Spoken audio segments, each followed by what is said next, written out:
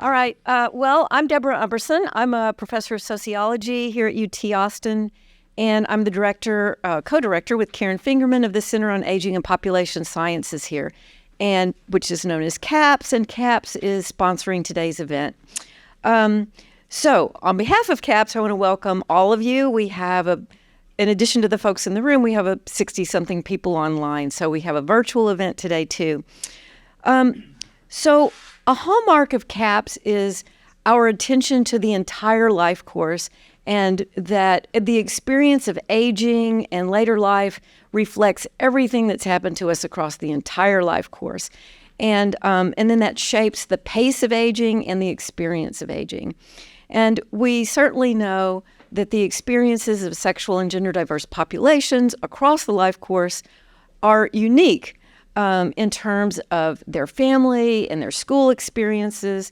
And these things add to advantage and to disadvantage in health and well-being later in life. So that's really what our focus is on today, is how all of these things accumulate over time to shape the experience of aging. Although there's been a tremendous amount of research over the last decade or more on sexual gender diverse populations, most of it is focused on adolescent, young adult populations and children, and much less of it is focused on older populations and the experience of aging. And today, part of this is sort of a kickoff event because we're establishing what we hope will become a formal network, which is now an informal network on LGBTQ plus aging. And hopefully you'll all be a part of that community. And so this is sort of a kickoff event, and we hope to have more conferences and workshops over the next few years that are drilling down and addressing specific issues for aging, like family experiences or school experiences that then have later life consequences. So before we really kick off today's event, I want to shout out a few thank yous. One to Stacy. Where's Stacy? Is Stacy here? Was she not here? She's out doing something important. She's really responsible for all the logistics and bringing it all together. So we want to thank her, and I want to thank Reczek and Mieke Thomeer for really organizing today's panel, and of course to all of our invited speakers who you'll be hearing from today. So we're really excited to have everybody here today, and I'm going to hand this over to Ren, who will introduce Karen Parker. Great. Thank you, Deb. Thank you so much for having us, Deb. It's been a wonderful event. We have our breakfast tacos. Sorry for the online participants. You missed out on that. So I'm very pleased to introduce our first speaker today, Dr. Karen Parker, who is the director of the Sexual and Gender Minority Research Office Division of Program Coordination, Planning, and Strategic Initiatives Office. I'm sorry, the way I wrote this makes it very confusing as I'm saying it. The Office of the Director, NIH. Karen, sorry about that. There's a lot of words. Okay, so Dr. Parker was instrumental in the formation of the office that she now leads. And this office began in the fall of 2015. And as a little bit of context, I remember being a junior scholar, finding out about this office, and just it makes those of us who were doing the work at the time feel so supported by NIH, because of course there's a long history of exclusion of gender and sexual minority research at NIH. So this was a really important office. And she is the director, she became the director in 2016. The office coordinates NIH research related to the health of sexual and gender minorities across the NIH institutes, centers, and offices. In her role, she serves as co-chair of the Trans NIH Sexual and Gender Minority Research Coordinating Committee, RCC. Karen, you can come up here if you want over here. And has served on this committee since its inception in 2011. The office was established in response to the 2011 NIH commissioned Institute of Medicine report, which is now the National Academy of Medicine, which highlighted opportunities where NIH could better support current knowledge of the health status of lesbian, gay, bisexual, and transgender communities. Please join me in welcoming Dr. Parker. Thank you. Thank you so much. Is this on? Okay, great. So I also would just like to thank the organizers, including Stacy, who is logistics extraordinaire. Also, thank you to Deb and Rin and Mieke for the invitation to be here. I'm very pleased. So as was mentioned, my name is Karen Parker. I serve as director of the Sexual and Gender Minority Research Office at NIH. My pronouns are she and her. And I'll just quickly give you an overview of what I'm going to talk about. I'm really going to be focused primarily on sort of SGM-related work at NIH broadly. I'll talk about our office, the strategic plan at NIH, the portfolio. I'll talk about some key challenges and some progress to date, because as you can imagine, there are a lot of challenges. And then I'm going to end by talking specifically about aging and SGM research at NIH. So in terms of background, I'm sure this is not new to anybody in this room, but the things that we are pretty concerned about in our office are these three very distinct constructs, right? So we're interested in sex as a biological phenomena, gender as a social construct, and then, of course, sexual orientation. NIH updated its definition of sexual and gender minority populations in 2019. We are actually in the process of an additional update. This update and the one before did not add any populations or remove any populations, but we're really just trying to keep up with the language that community is using. And so trying to be as inclusive as possible so that folks doing this work can see their work in the definitions that we put forth. This is on our website, and any updated definition that we put out would be included there as well. So Rin mentioned the establishment of this office in 2015. In October of 2016, NIH officially designated sexual and gender minority populations as an official health disparity population for research.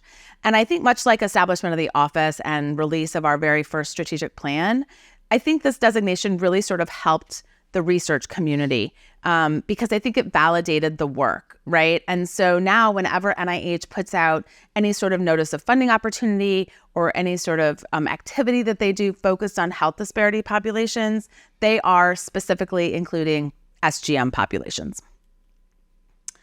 So a little bit about our office. So what do we do? So we don't have grant-making authority. So I will not be funding any grants. We do a little bit of co-funding, but that is with projects that already sit within one of the other 27 institute centers and offices.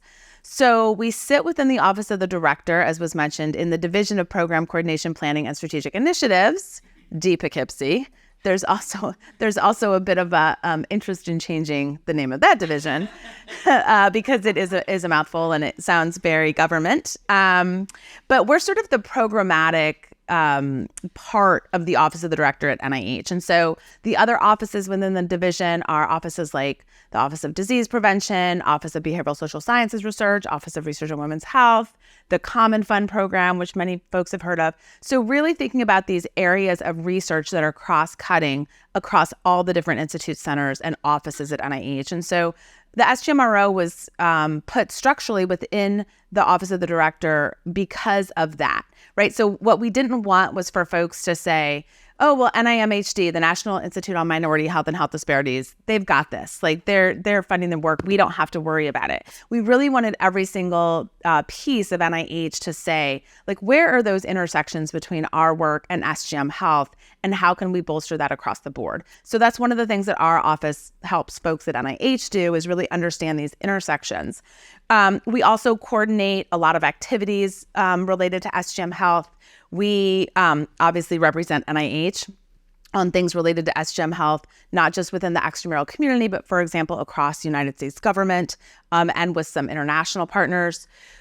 We serve the NIH community in terms of technical assistance. So folks at NIH will often reach out to us, whether it's developing a notice of funding opportunity or wanting to add sexual orientation, gender identity measures to some sort of study.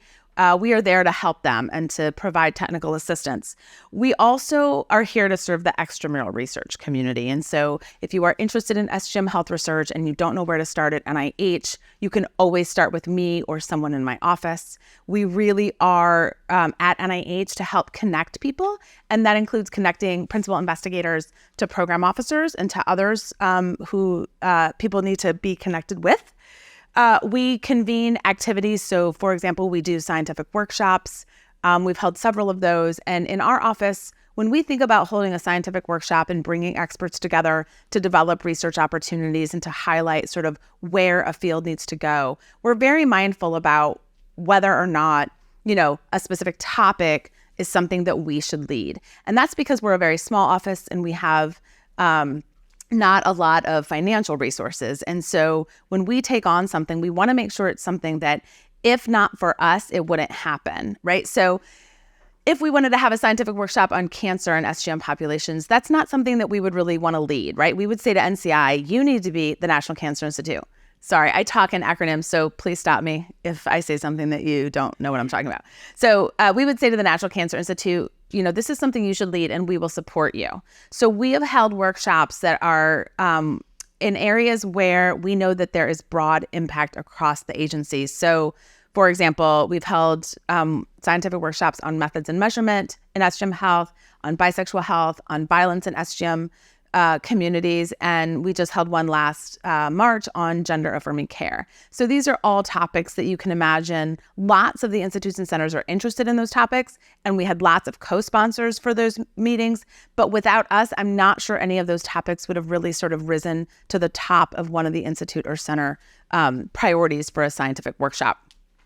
We obviously collaborate across the board with our colleagues at NIH, but also across government. And that's everything, from measurement to some of the interagency working group that has happened related to specific SGM populations. And then, of course, we lead development of things like reports. Every year we put out a portfolio analysis and an annual report on behalf of NIH. But we do that alongside our colleagues at NIH because they are the folks who provide us the information on all of the work that's happening within their spaces. And then we always leverage our resources when possible. I mentioned we're a small office, and so we are often going out to other parts of NCI with our hands open and our hearts open, asking for resources. So how do we accomplish our goals? So Ren, in the introduction, mentioned the Research Coordinating Committee. This is a group of folks from across NIH that come together monthly, and we really talk about what are the challenges here at NIH in terms of this work? How can we move this work forward? We have several subcommittees of folks who help our office accomplish our goals. This committee was actually established in 2011 when the Institute of Medicine released its initial report on the health of LGBTQ plus or LGBT populations. And so I was a part of that initial committee in 2011 when I was working at the National Cancer Institute. And I always have to give a shout out to the coordinating committee because there are so many folks on that committee who have also been there since 2011. There are people who have moved around and had 5 different jobs at NIH since 2011, but who every time they move to a new institute or center say, can I stay involved? And the answer is always yes, because our theory is the more people at NIH who are involved and who understand the issues, the more people at NIH who will be sitting in a meeting that maybe I'm not at, and they'll be able to raise their hand and say, but have we considered SGM populations? Or, what's happening with this language? It's not inclusive or affirming. So we're really committed to the coordinating committee. And we try very hard to take care of our coordinating committee because they're really the folks at NIH who continue to help us meet the goals of not just our strategic plan, but of our office. We also have a research working group of the NIH Council of Councils. The Council of Councils is not like a Harry Potter thing, even though it sounds like it. It is our division's advisory committee. So each of the institute centers at NIH has an outside advisory committee. And because our division sits within the Office of the Director, ours is called the Council of Councils because many of the people on our advisory committee have served on other councils because we're concerned sort of across the board with all the different missions of all the institutes and centers. And so we have a working group of that council that specifically focuses on SGM health. And so we bring those folks together once a year, and they help us with things like our strategic plan for NIH in terms of thinking about where should this work head at NIH. And then I mentioned we work a lot across federal government. And so we work with our partners in many different departments and agencies. I am an executive director of the HHS LGBTQI+ Coordinating Committee. I co-chair the Research and Data subcommittee of that group, and I co-chair the federal, if you'll love this one, I co-chair the Federal Committee on Statistical Methodologies SOGI Research Group. And in fact, we just changed the name of that, and I can't even remember what it is. It's something very similar. But I co-chair that group.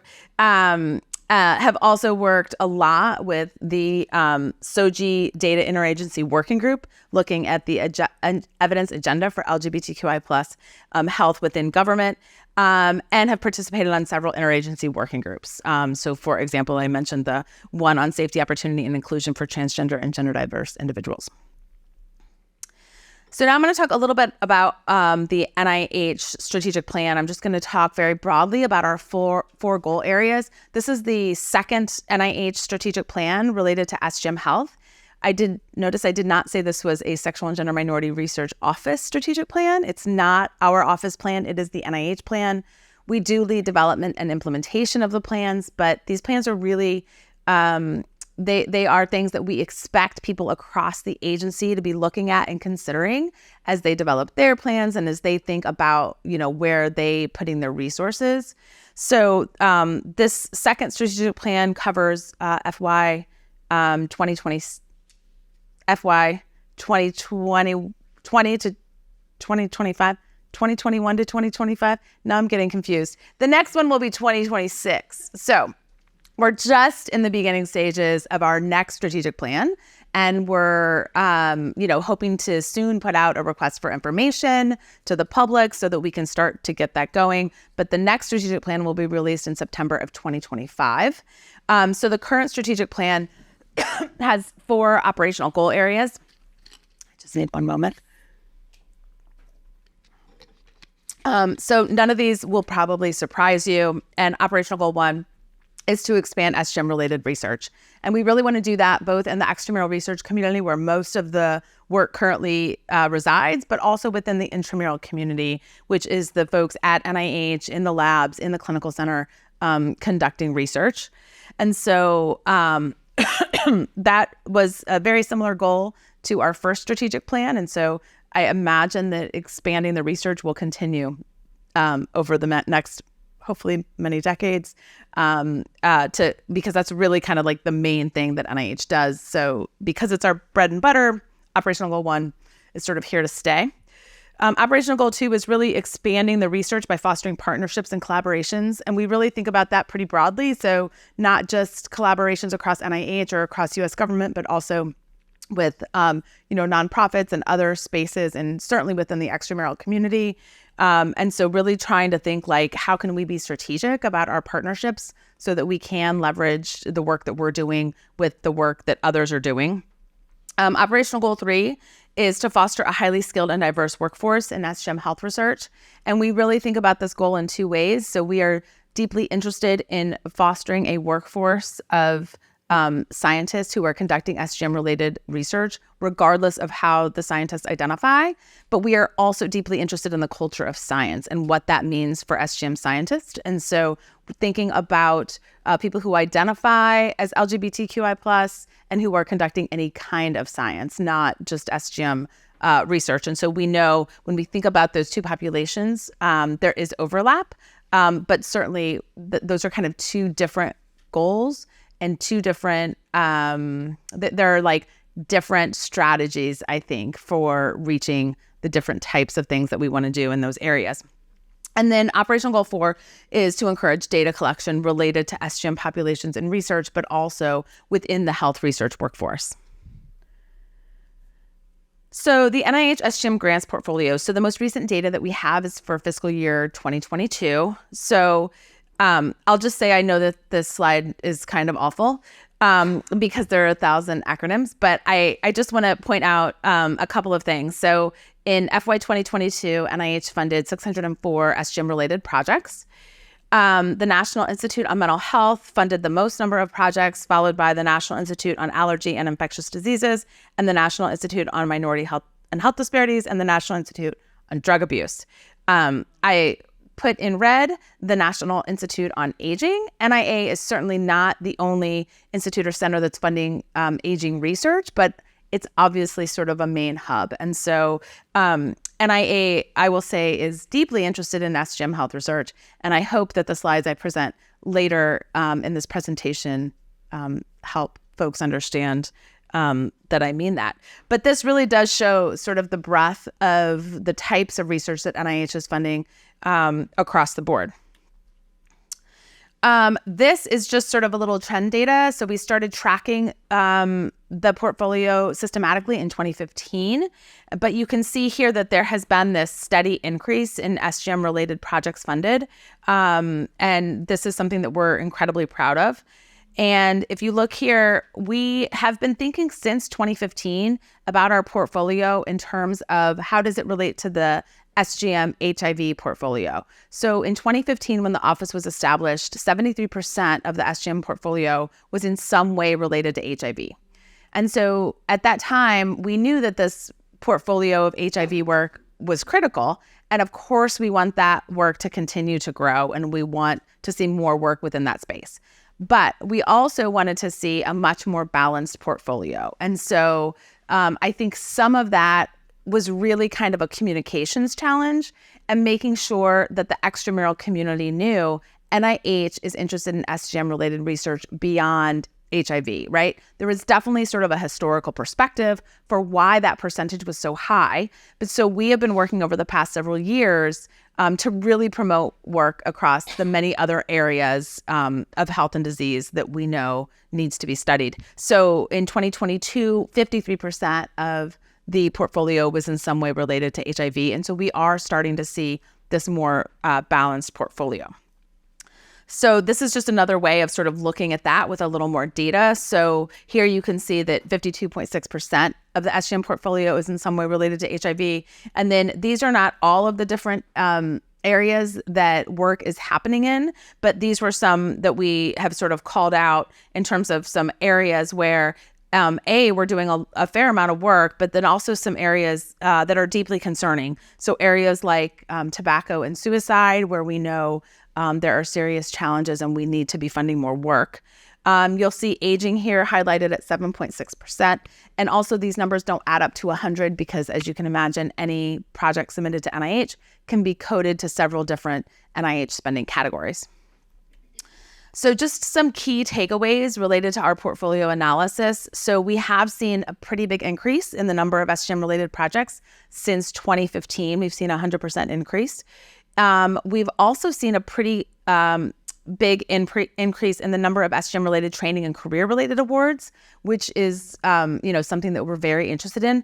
I will say the percentage increase seems very high, and when you start with small numbers, it doesn't take too much to have a large increase. But we are sort of seeing a trend, which I think is really amazing, and that I think is really because there's so many folks within the extramural community who are really now, we see many more opportunities for mentorship. It's not just like a few people who are doing this work splattered around, right? We're really starting, I think, to develop, networks and really strong connections between mentors and students. And I can just say, anecdotally, there are so many students who are excited about and interested in this work. And so thank you to all of the established folks who are helping kind of move those folks through the research process. And then we've seen a 253% increase in the number of non-HIV AIDS projects, right? We talked about that balanced portfolio, which I think is really important. And then in 2022, just to highlight that 21 NIH institute centers and offices funded this work. There are 27 institutes and centers at NIH, but a few of those don't actually fund work. So the Center for Scientific Review does not fund work. The Center for Information Technology, which makes sure my computer works, does not fund projects, right? So 21 of the NIH ICOs funding this work, I think, is pretty significant.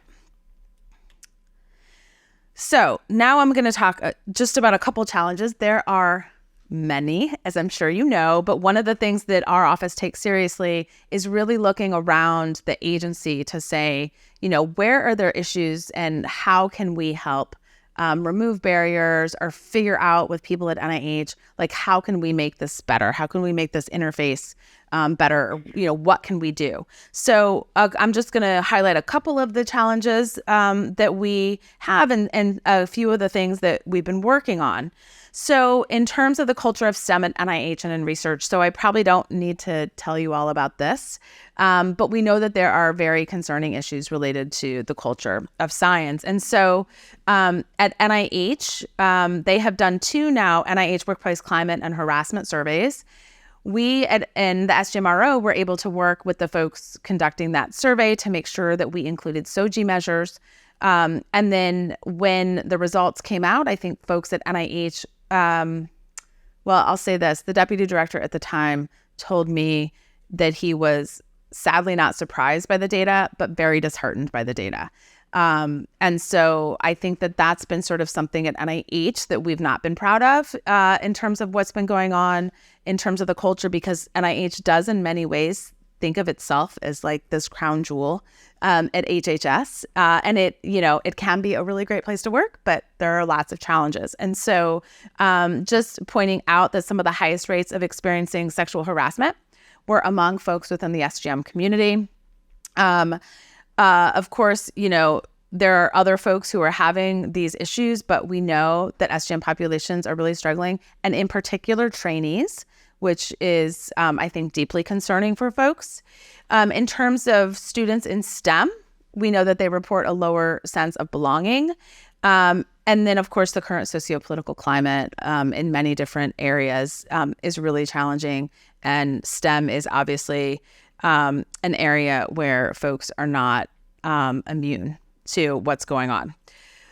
So the other real challenge that I'm just going to talk about a little bit is SOGI data collection. And so I'm sure most of you know that the National Science Foundation is not currently collecting sexual orientation or gender identity of STEM trainees and professionals.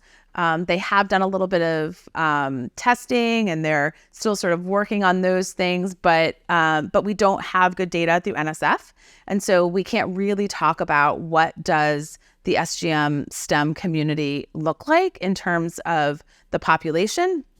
NIH does not currently collect SOGI data of our grant applicants or principal investigators, and that's a conversation we've been having for a very long time.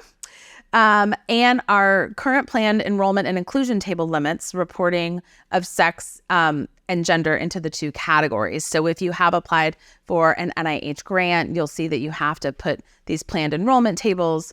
The planned enrollment tables are very binary, and it forces folks to put people into boxes where they don't belong. And then LGBTQI plus individuals are not explicitly identified in NIH's Notice of Interest in Diversity. That has been a very problematic thing for our office.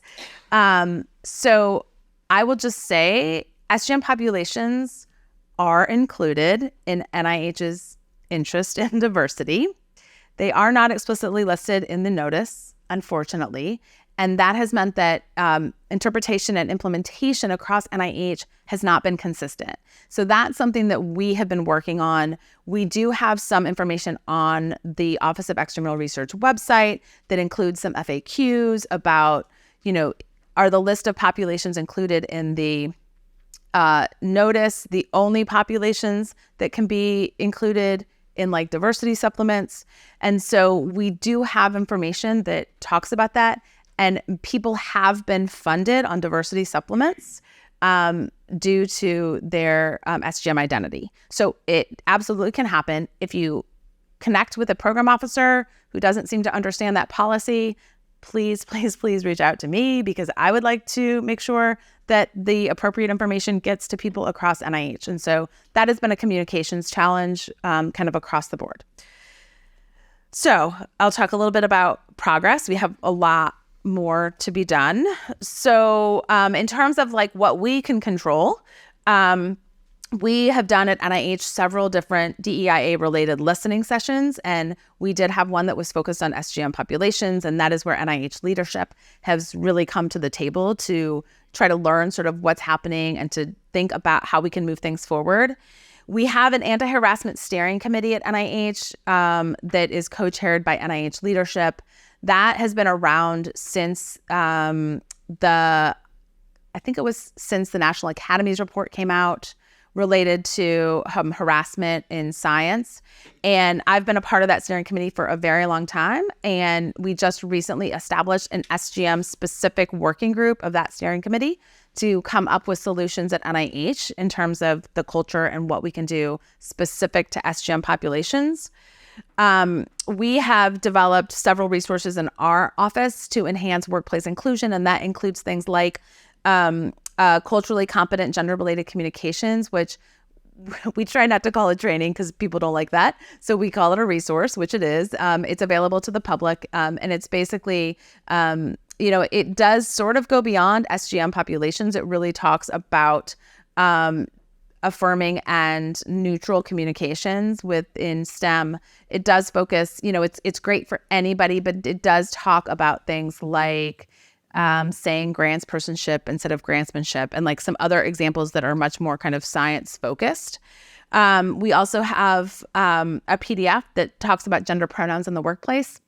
And that's really a resource not just for NIH, but for anyone to talk about sort of why are pronouns important.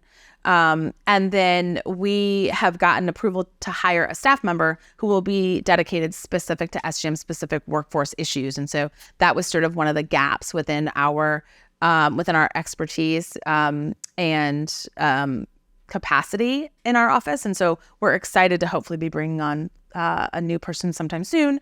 And then, of course, we do a lot of collaboration with our interagency and federal-wide DEIA activities at NIH. And so we do things like co-sponsor trainings that are across HHS. There was a great one recently on intersex health. And so we try to support those as possible. And then in terms of SOGI data collection, I'm sure many of you have heard about the National Academies report that came out in 2022 on measuring sex, gender identity, and sexual orientation. That was an activity that our office led, but was co-sponsored by 19 other components of NIH. And so really broad support for that activity. We also brought on a new person in 2021 who was specifically dedicated to SOGI measurement and data. And so that colleague is somebody who is doing really amazing work, not just with the extramural community, but also at NIH in terms of technical assistance and across United States government.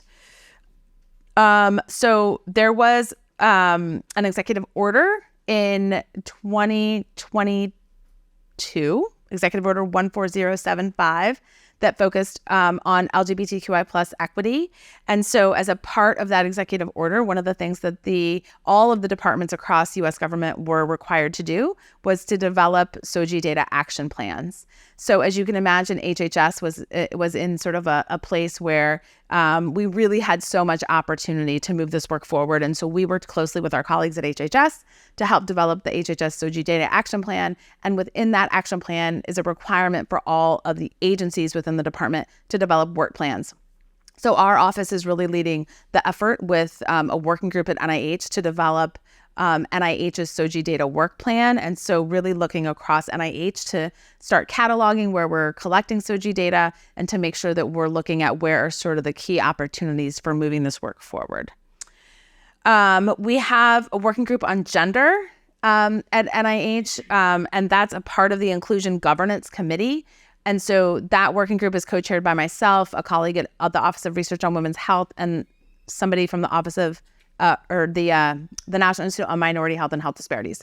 So the three of us are co-chairing this NIH-wide group, and we are making recommendations related to sex as a biological variable policy, sexual orientation, gender identity, common data elements, and also the inclusion tables. So hopefully there will be more to come out of NIH related to those areas in the near future.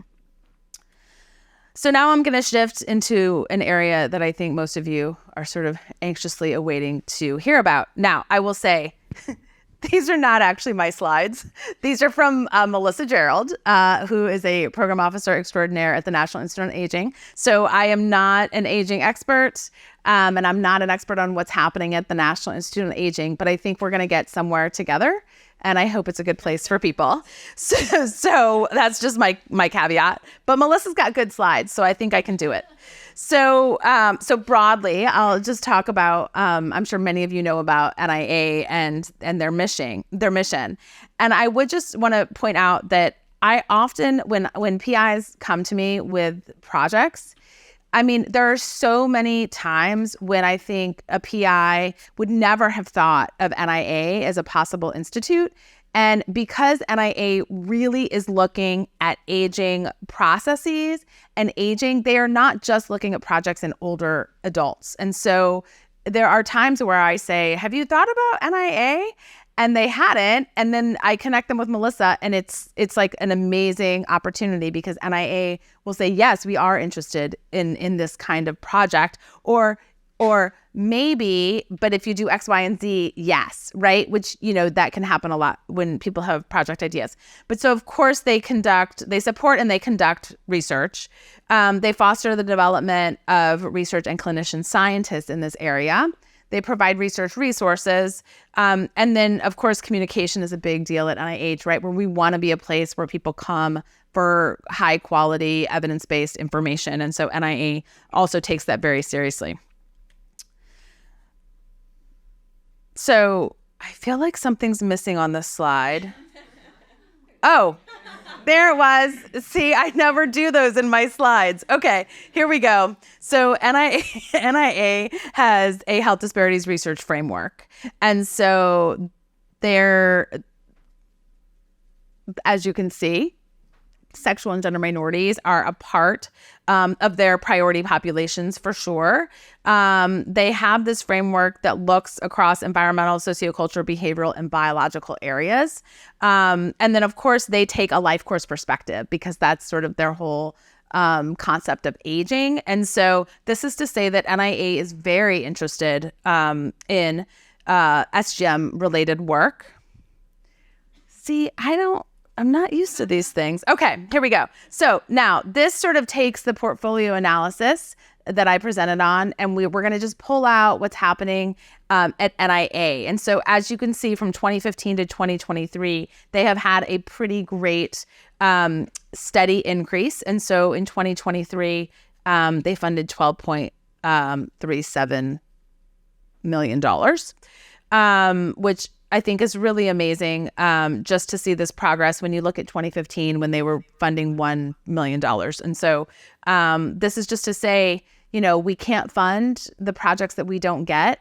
And the more projects we get, the more funding is going to be happening.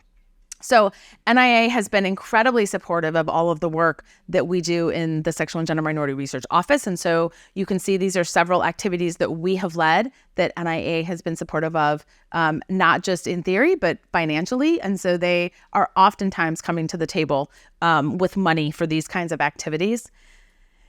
And then NIA has had several funded recipients of the NIH SGM Research Investigator Awards. So this is a program that we established, I think in 2017, maybe, where we wanted to sort of uplift the work and highlight people who were doing highly meritorious work in SGM health, and really to think about, future leaders in the field. And so each year in the past, we have provided awards to 2 early stage investigators and 1 distinguished investigator. Here, both Dr. Fredrickson Goldson and Dr. Walter Bochting were distinguished investigators that we awarded. And then Dr. Jason Flatt was an early stage investigator in 2020. And these were all NIA funded investigators. And I'll just say we are considering some changes to that program just because we want to keep giving these awards to more people. But I will say it's not a financial award. It's like a plaque and an opportunity to present your work.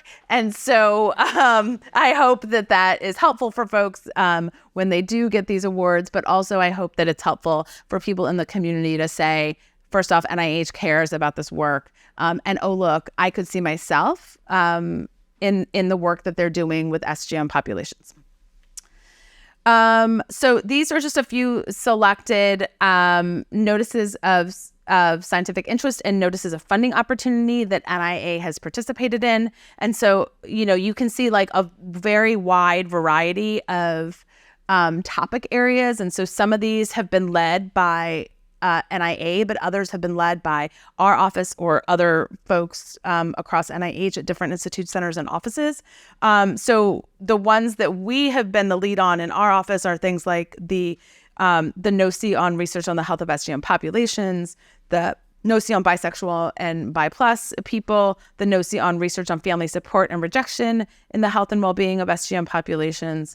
And then a lot of these other ones are really things that other institutes and centers have taken on. And so NIA is deeply interested in this work. And I won't say it's just because of Melissa Gerald, but I just have to say Melissa Gerald's amazing. Okay, examples of NIA-funded aging and SGM-related projects. So I think this list of projects really does a good job of demonstrating kind of the breadth of the work.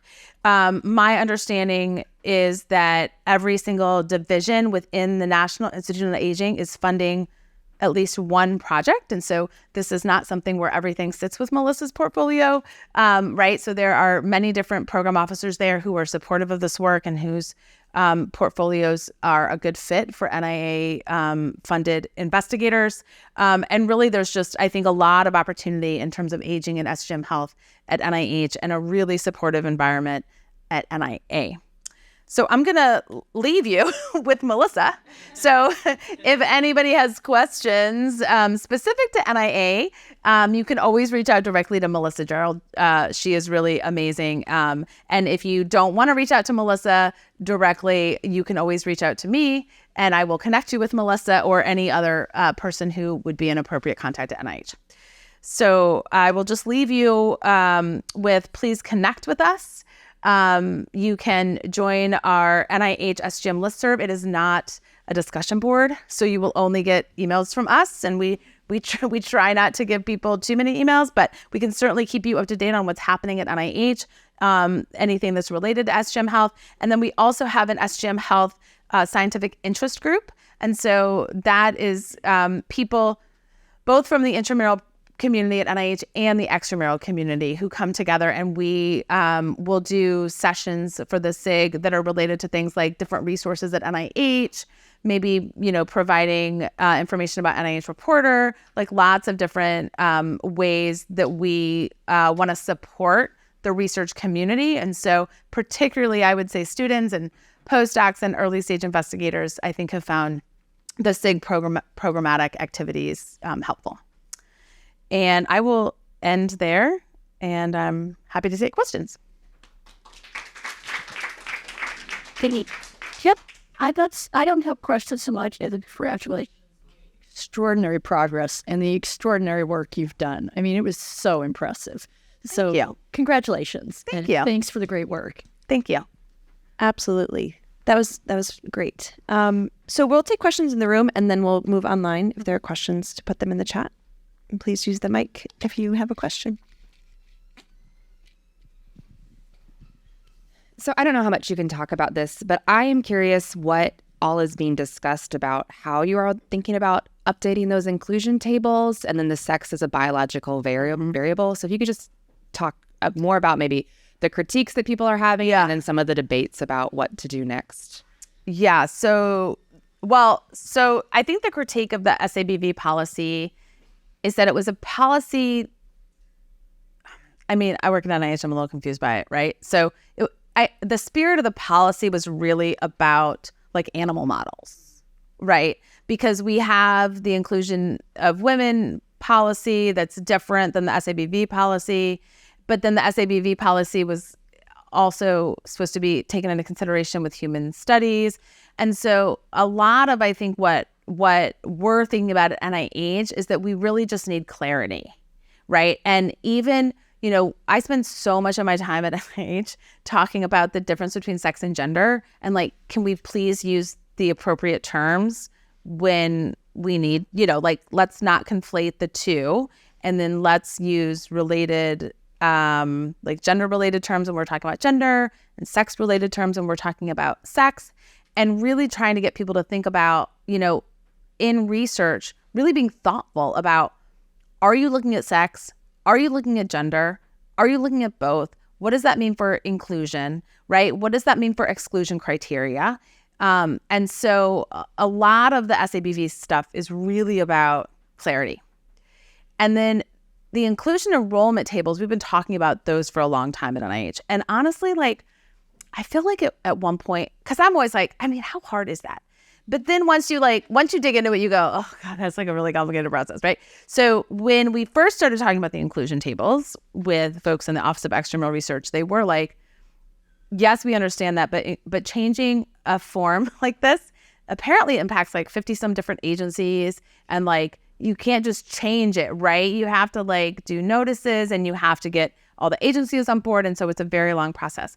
So what's happening right now is that you probably know that the Office of Management and Budget is putting out new racial ethnic categories, which is going to impact inclusion enrollment tables. And so OER was like, now's the time, because we're going to be updating them with the new racial ethnic categories. Now is the time to also update, because before it's like you could report on sex or gender, but you didn't really have to, you know what I mean? So they were all very confusing. So we're trying to get those tables where people would choose, am I reporting on sex? Am I reporting on gender? And then also not make them binary. So provide additional options for people in both the planned enrollment tables and the actual enrollment tables. I don't know if that helps. It is interesting. But Do we have a timeline for that process? I mean, listen, I don't like giving timelines in the government, because, and also like sometimes you can do a lot of work on things, and then depending on other things don't always happen. So I'm very hopeful. I'm optimistic. And I know that at NIH really wants to do the right thing and to do work, and to provide forms even that are as inclusive as possible.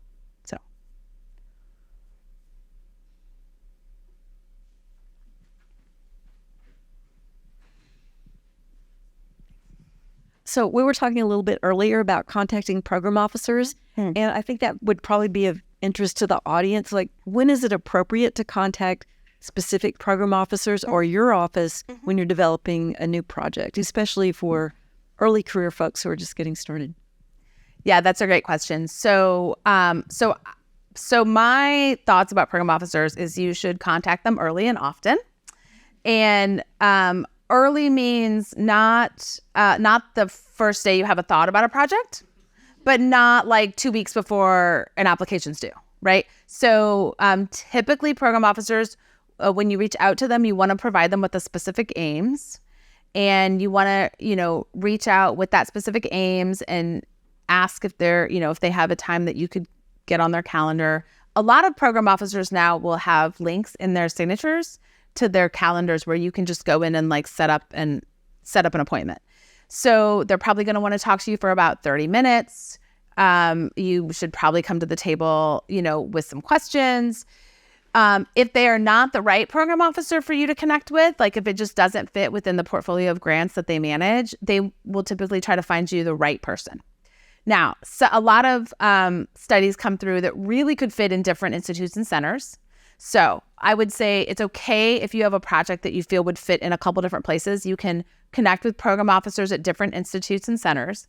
I would not contact multiple program officers in one institute, because there will be, if you connect with one person at NIMH and then you connect with another and then you connect with another, all three of them are going to be working on trying to find you the right person, right?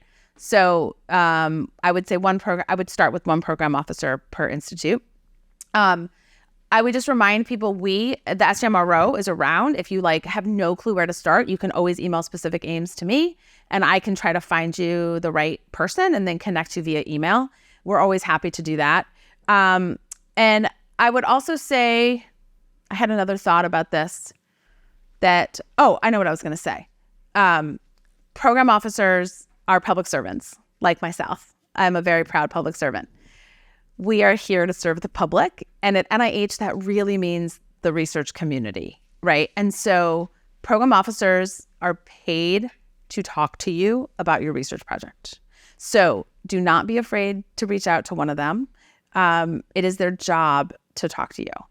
if you reach out to a program officer and you know that's the right program officer and you reach out to them 3 times and they never call you, email me, because I will try to help like get some things unstuck if I can. By and large, the program officers who I know at NIH are amazing, but they're also people. And so they have bad days and sometimes they miss emails and things happen. So if you feel like you're not getting somewhere with a program officer, you can connect with us and we can try to help. But program officers really are your friends, and they really want to help. They want to help you do your work, and they want to help shepherd you through the NIH process. Other questions in the room? I'll go ahead and read a chat question.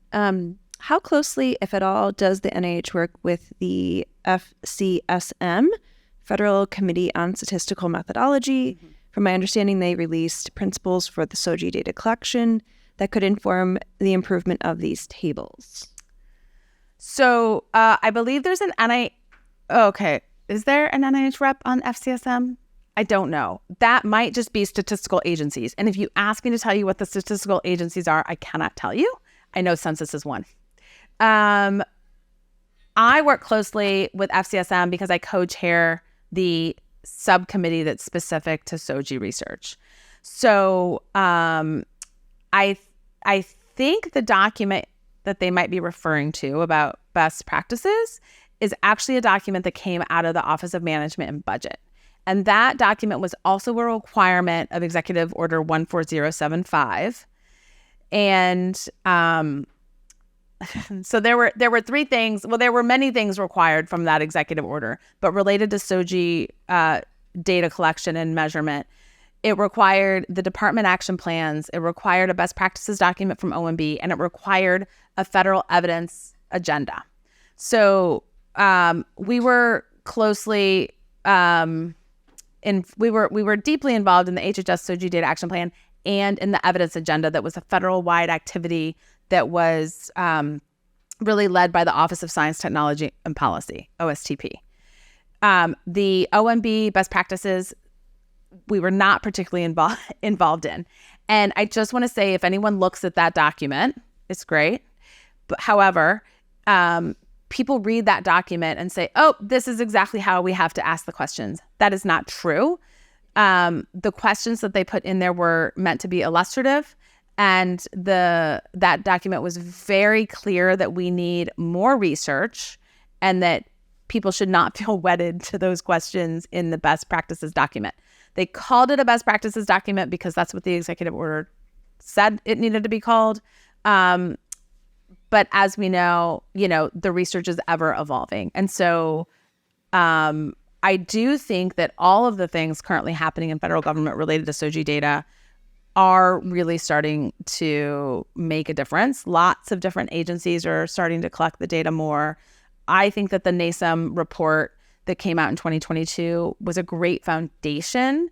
And I think NIH hopefully is moving in a direction where we don't make recommendations, but we can certainly put out, ways in which we think people could start. So we are often talking about measures that are a starting point and like a baseline for people who maybe aren't working with the SGM community specifically, right? So we know that a lot of the measures can be expanded more, and that's great for more detail, but that we also want some kind of basic measures for folks to be able to understand their study populations. Great, thank you. Any other questions? Online or in person?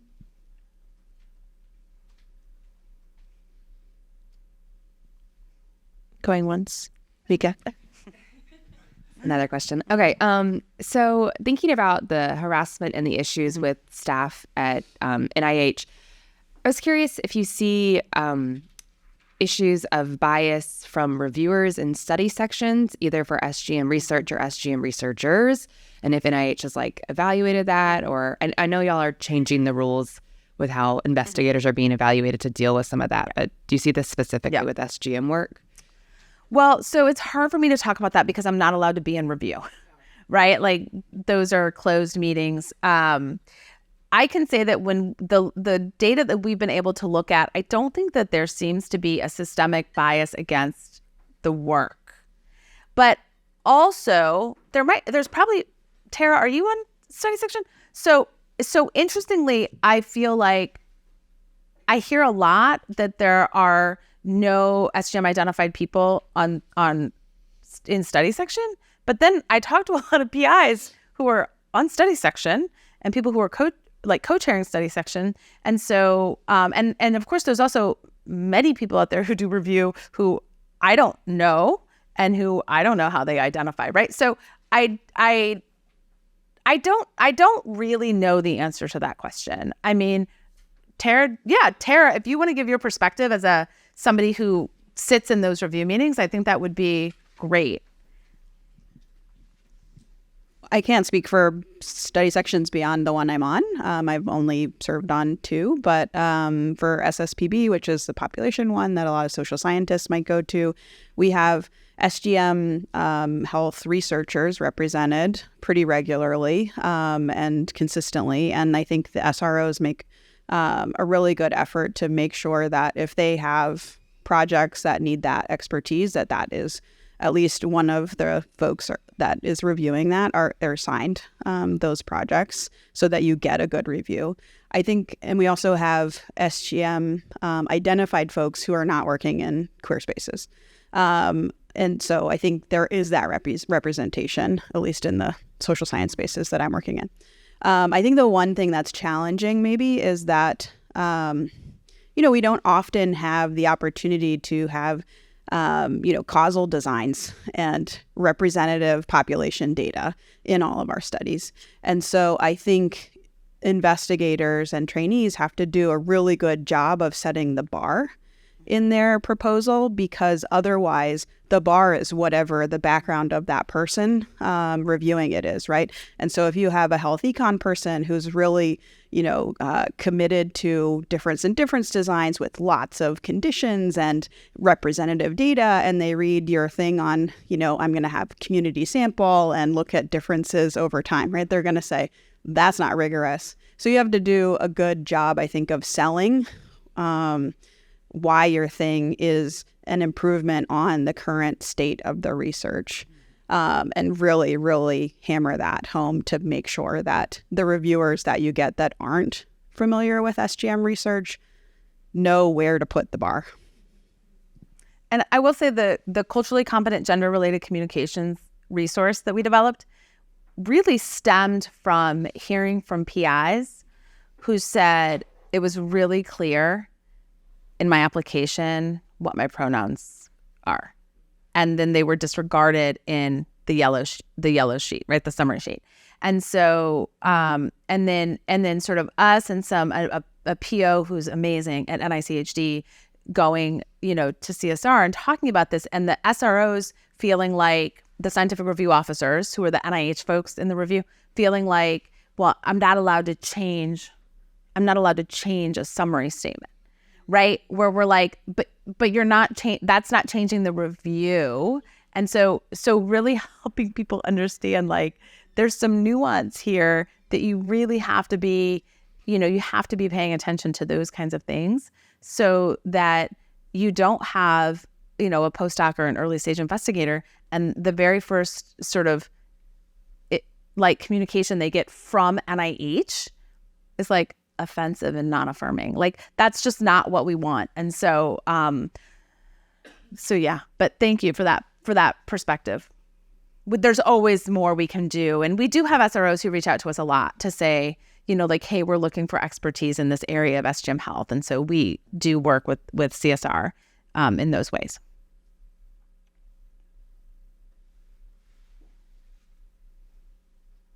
Any other questions?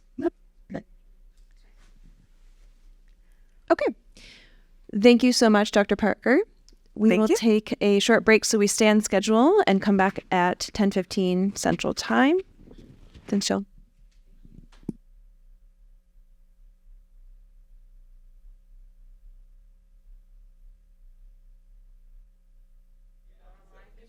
Let's go ahead and get started. Thanks, everybody. We're going to continue the next set of speakers. So now we're transitioning to hear from folks who have had, who are PIs or former PIs of NIH grants. First, we have Dr. Tara McKay, who is a nationally recognized expert in the field of LGBTQ plus population health, policy, and aging. She is co-founder of the Vanderbilt LGBTQ plus Policy Lab, which has recently been recognized by the National Institutes of Health for advancing diversity, equity, inclusion, and access in health research. This lab is incredible. Those of you who have not been knowledgeable about it, please look it up. An amazing group of scholars are there who are doing work that I think we all appreciate so much who are in the field. So thank you for your leadership on that.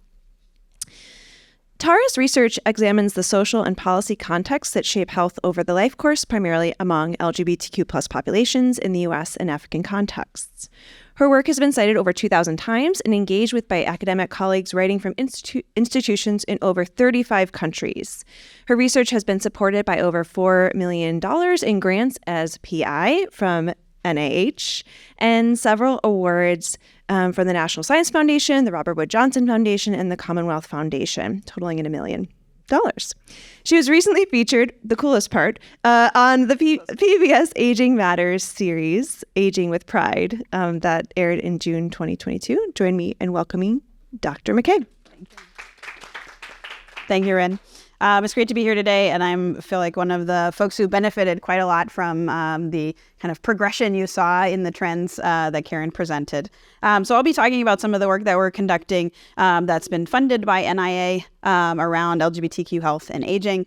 I'll kind of open up with a little bit of why LGBTQ plus aging to give you a sense of the field. Talk a little bit about the current research that's funded, new directions in that space, as well as end with just a few blind spots that I think we can consider for even in aging, which is already sort of a blind spot in LGBT health, thinking about how we could even continue to expand the aging space to be more inclusive of things that I think are very pressing. Excuse me. So why LGBTQ aging? I'm kind of working on a review of the minority stress literature and have reviewed now over 200 studies looking at using the minority stress paradigm to look at SGM health. And so far, the average age of LGBTQ plus samples that are collecting primary data or reporting on the data, the age of the population that they're studying, have a median age of about 30. It's actually less than 30. It's about 29.6, right, when we do all of that. And so we're really not capturing that full lifespan with a lot of these studies. Several of them only capture, data from folks who are 18 to 35, for example. They'll have some limiter and aren't even, inclusive of all adults across the age span. About 12% of these studies that we've looked at so far even include LGBTQ people over age 50, right? So 50 plus. So only 12% of these studies are inclusive of that. Additionally, we heard from Karen about how this substantial trend in increasing the aging portfolio for SGM research. Right now, that's about 7.6% of NIH-funded sexual and gender minority projects that are examining aging or age-related conditions. But if we look at all of the projects that are examining aging, only about less than 0.5% of projects are really inclusive of SGM folks, right? So there's a lot of opportunity for growth here when we think about even population representation, when we think about additional burdens of disease in this space, we expect that number to be a lot higher. And this is based on evidence of disparities by sexual orientation and gender identity in the limited data sets that we do have, right? So there are a few population data sets that we're able to use that capture SOGI data. There's some survey data sets that are LGBTQ plus community focused, looking at aging related outcomes. And there's a couple clinical population studies looking, for example, at ADRD severity and prevalence differences, right?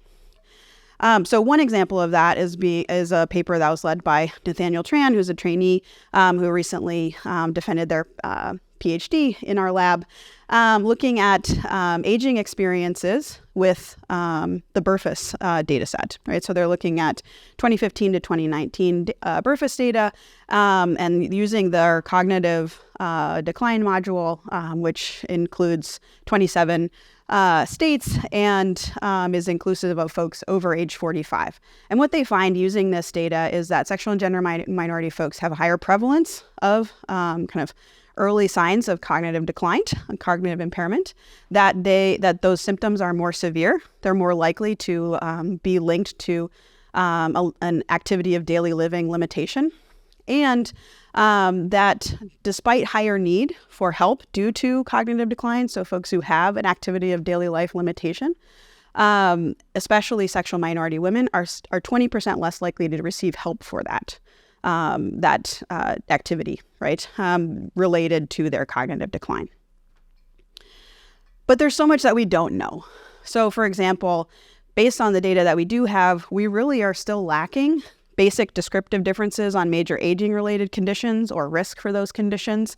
We're missing kind of cohort differences in exposures to stress and support, right? So even just thinking about, LGBTQ folks, as we've aged, the kind of current generation of folks that is now entering oldest old considers themselves the first out generation, right? Their lives look radically different than the next trailing cohort and the next trailing cohort behind them. But we don't have the studies set up to be able to look at those differences in exposures over the life course to think about cohort effects or age effects or period effects of all of the different kinds of changes that have gone on over the last 60, 70 years in SGM policy, healthcare, and so on. Additionally, we don't have a lot of information on how queer folks engage with healthcare systems. Right? A lot of that is starting with some of this, intense focus on gender affirming care.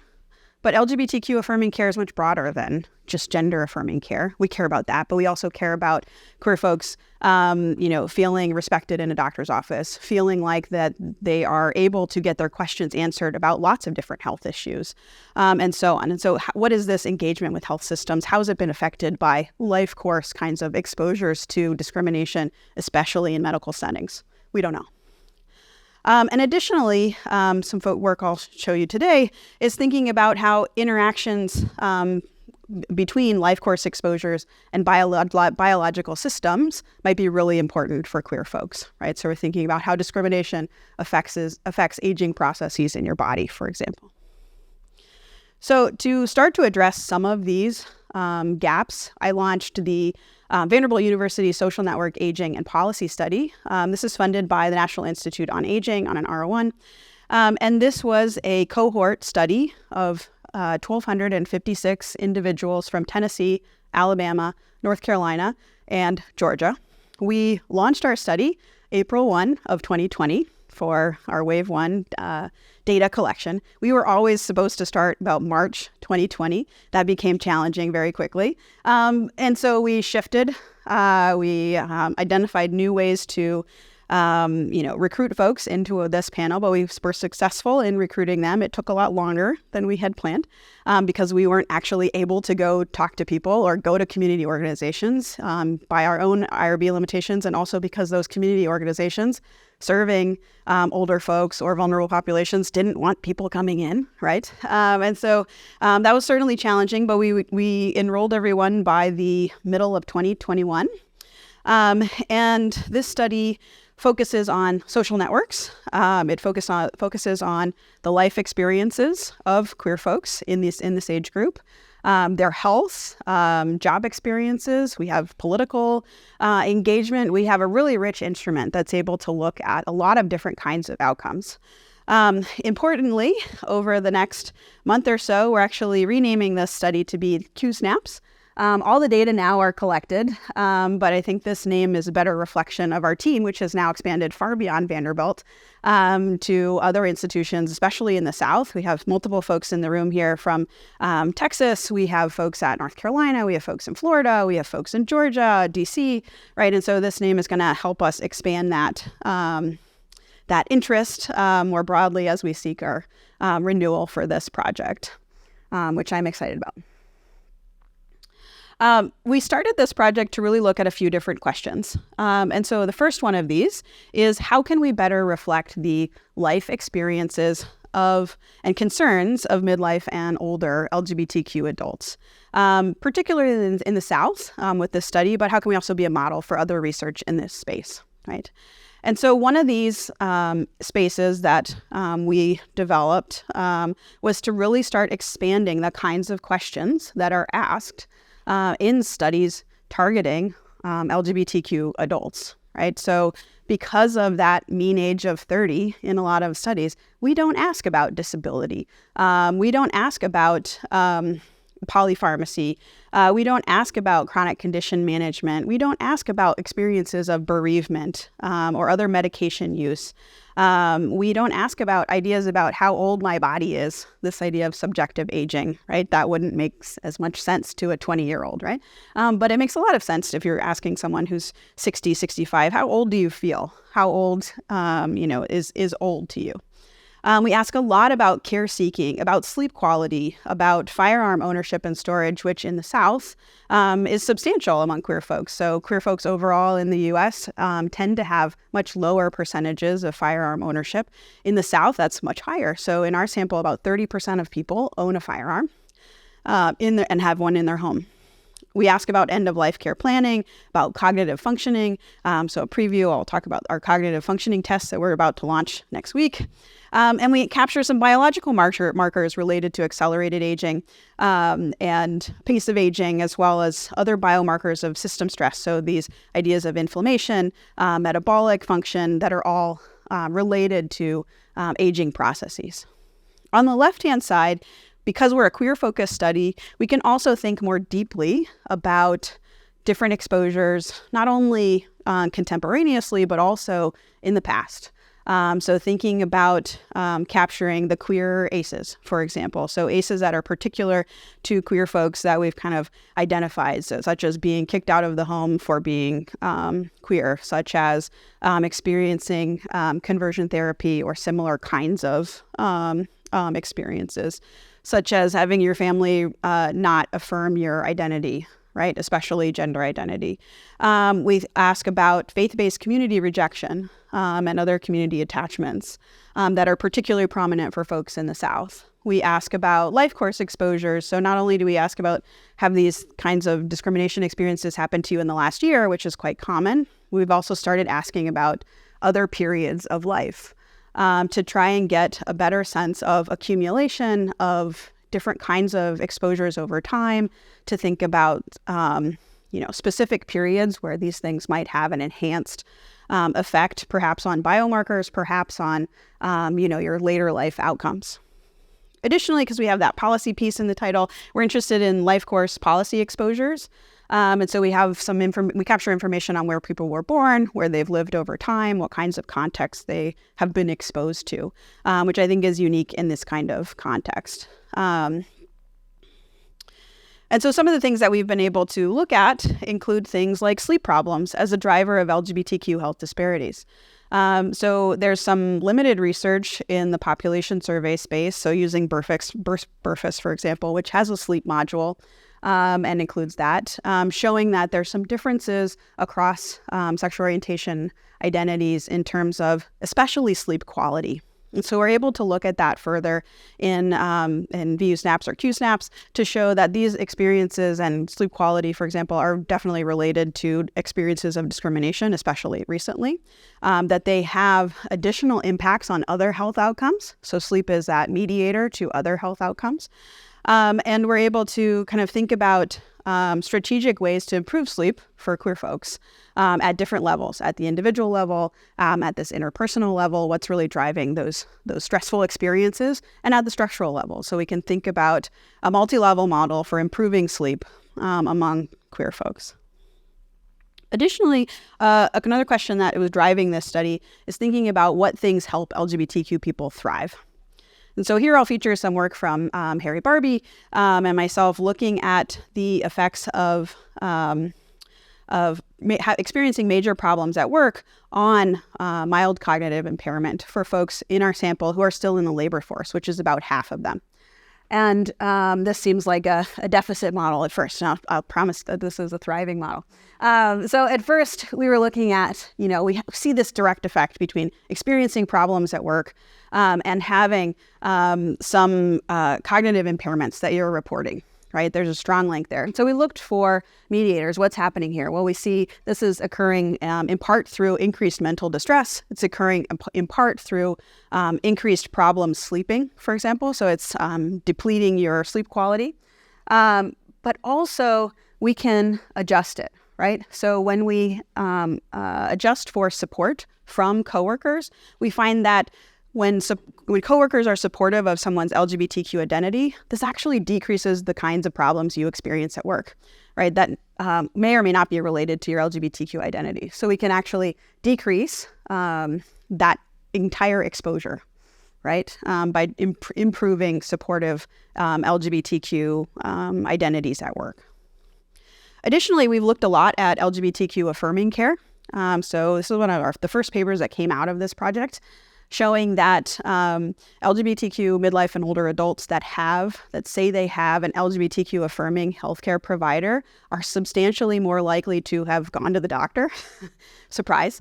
But also they're much more likely to have uptaken specific preventative care, right? So they're more likely to have gotten a flu shot. They're more likely to have gotten an HIV test. They're much more likely to have uptake cancer screening such as colonoscopy, which is an invasive procedure about 95% of the time, right? You are put to sleep and, have that experience, right? And so you need someone that you trust. You need someone that is going to be able to pick you up afterwards and take care of you, right? And so there are multiple barriers there for older queer folks. And so just having that affirming care provider increases uptake substantially in this case.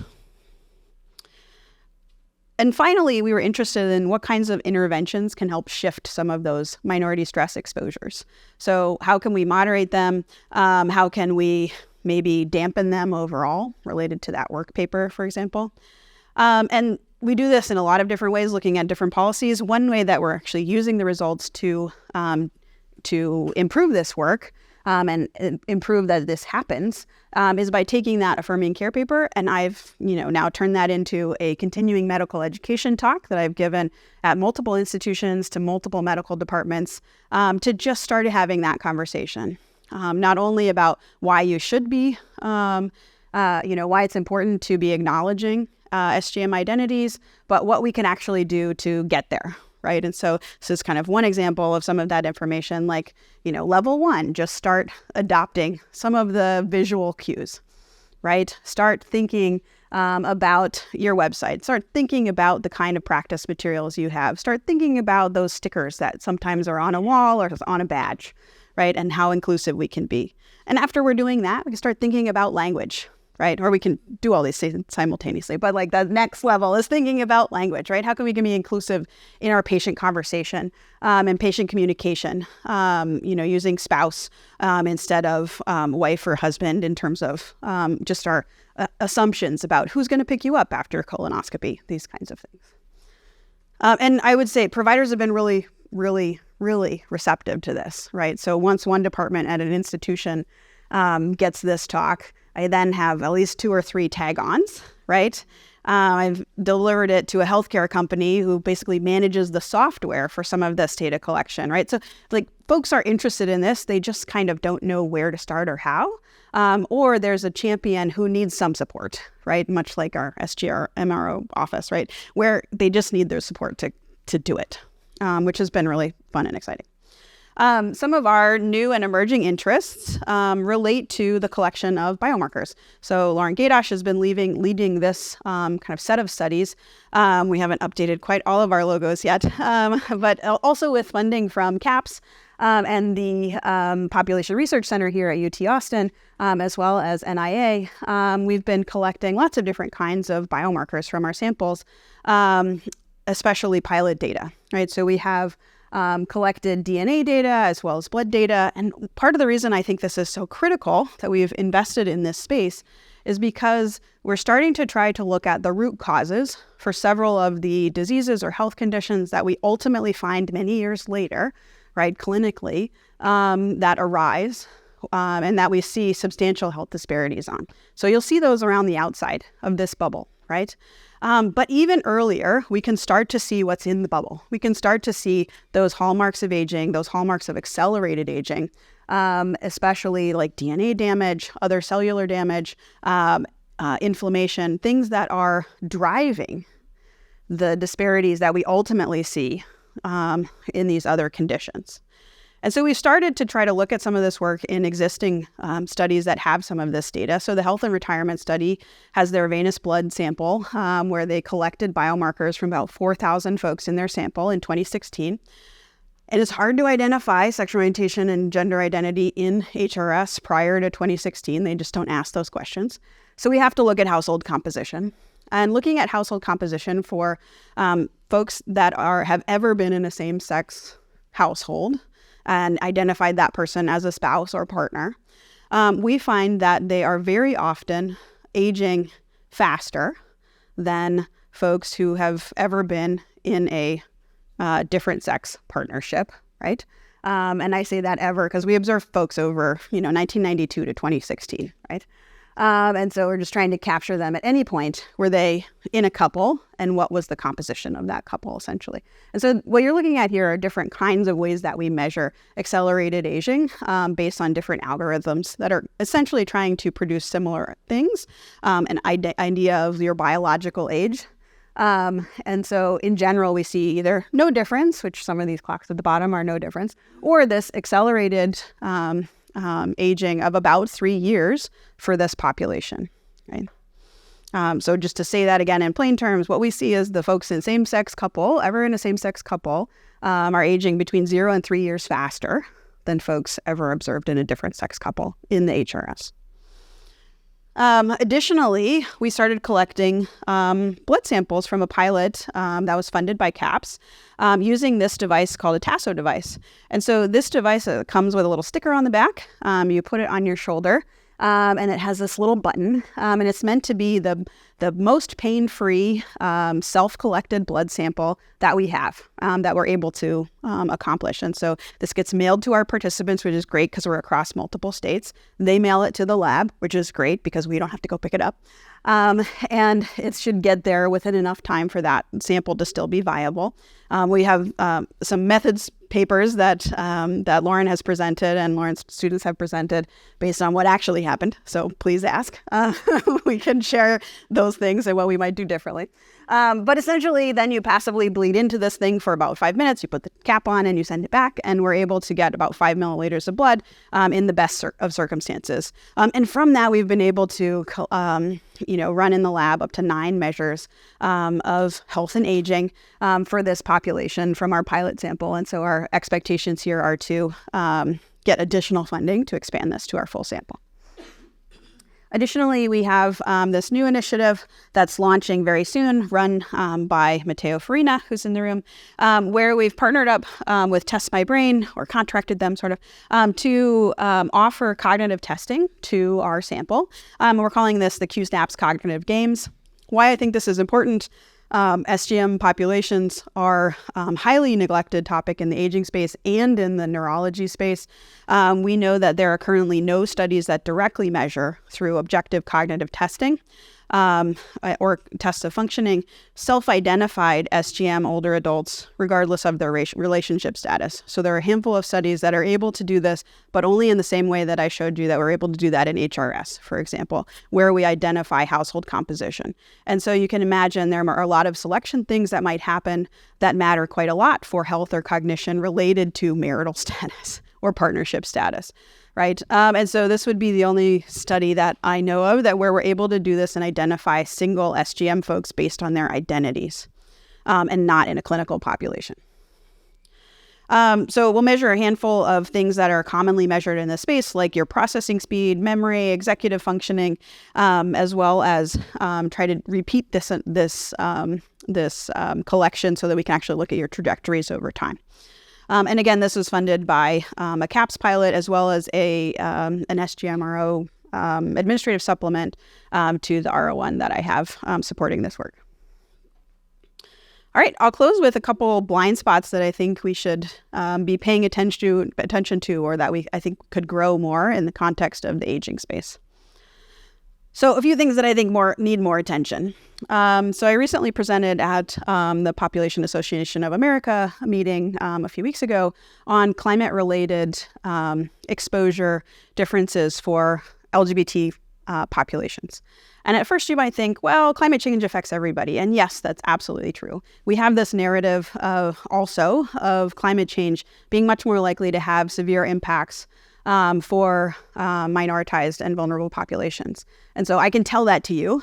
And we hear it. And I think the folks who work in minority health disparities spaces kind of it's like, oh, yes, nod, and then out the other ear. But we can show you this is particularly true for queer folks, that there is a very strong potential of loss of community. There's a very high likelihood of displacement to places that are less queer friendly or that lack that community in particular.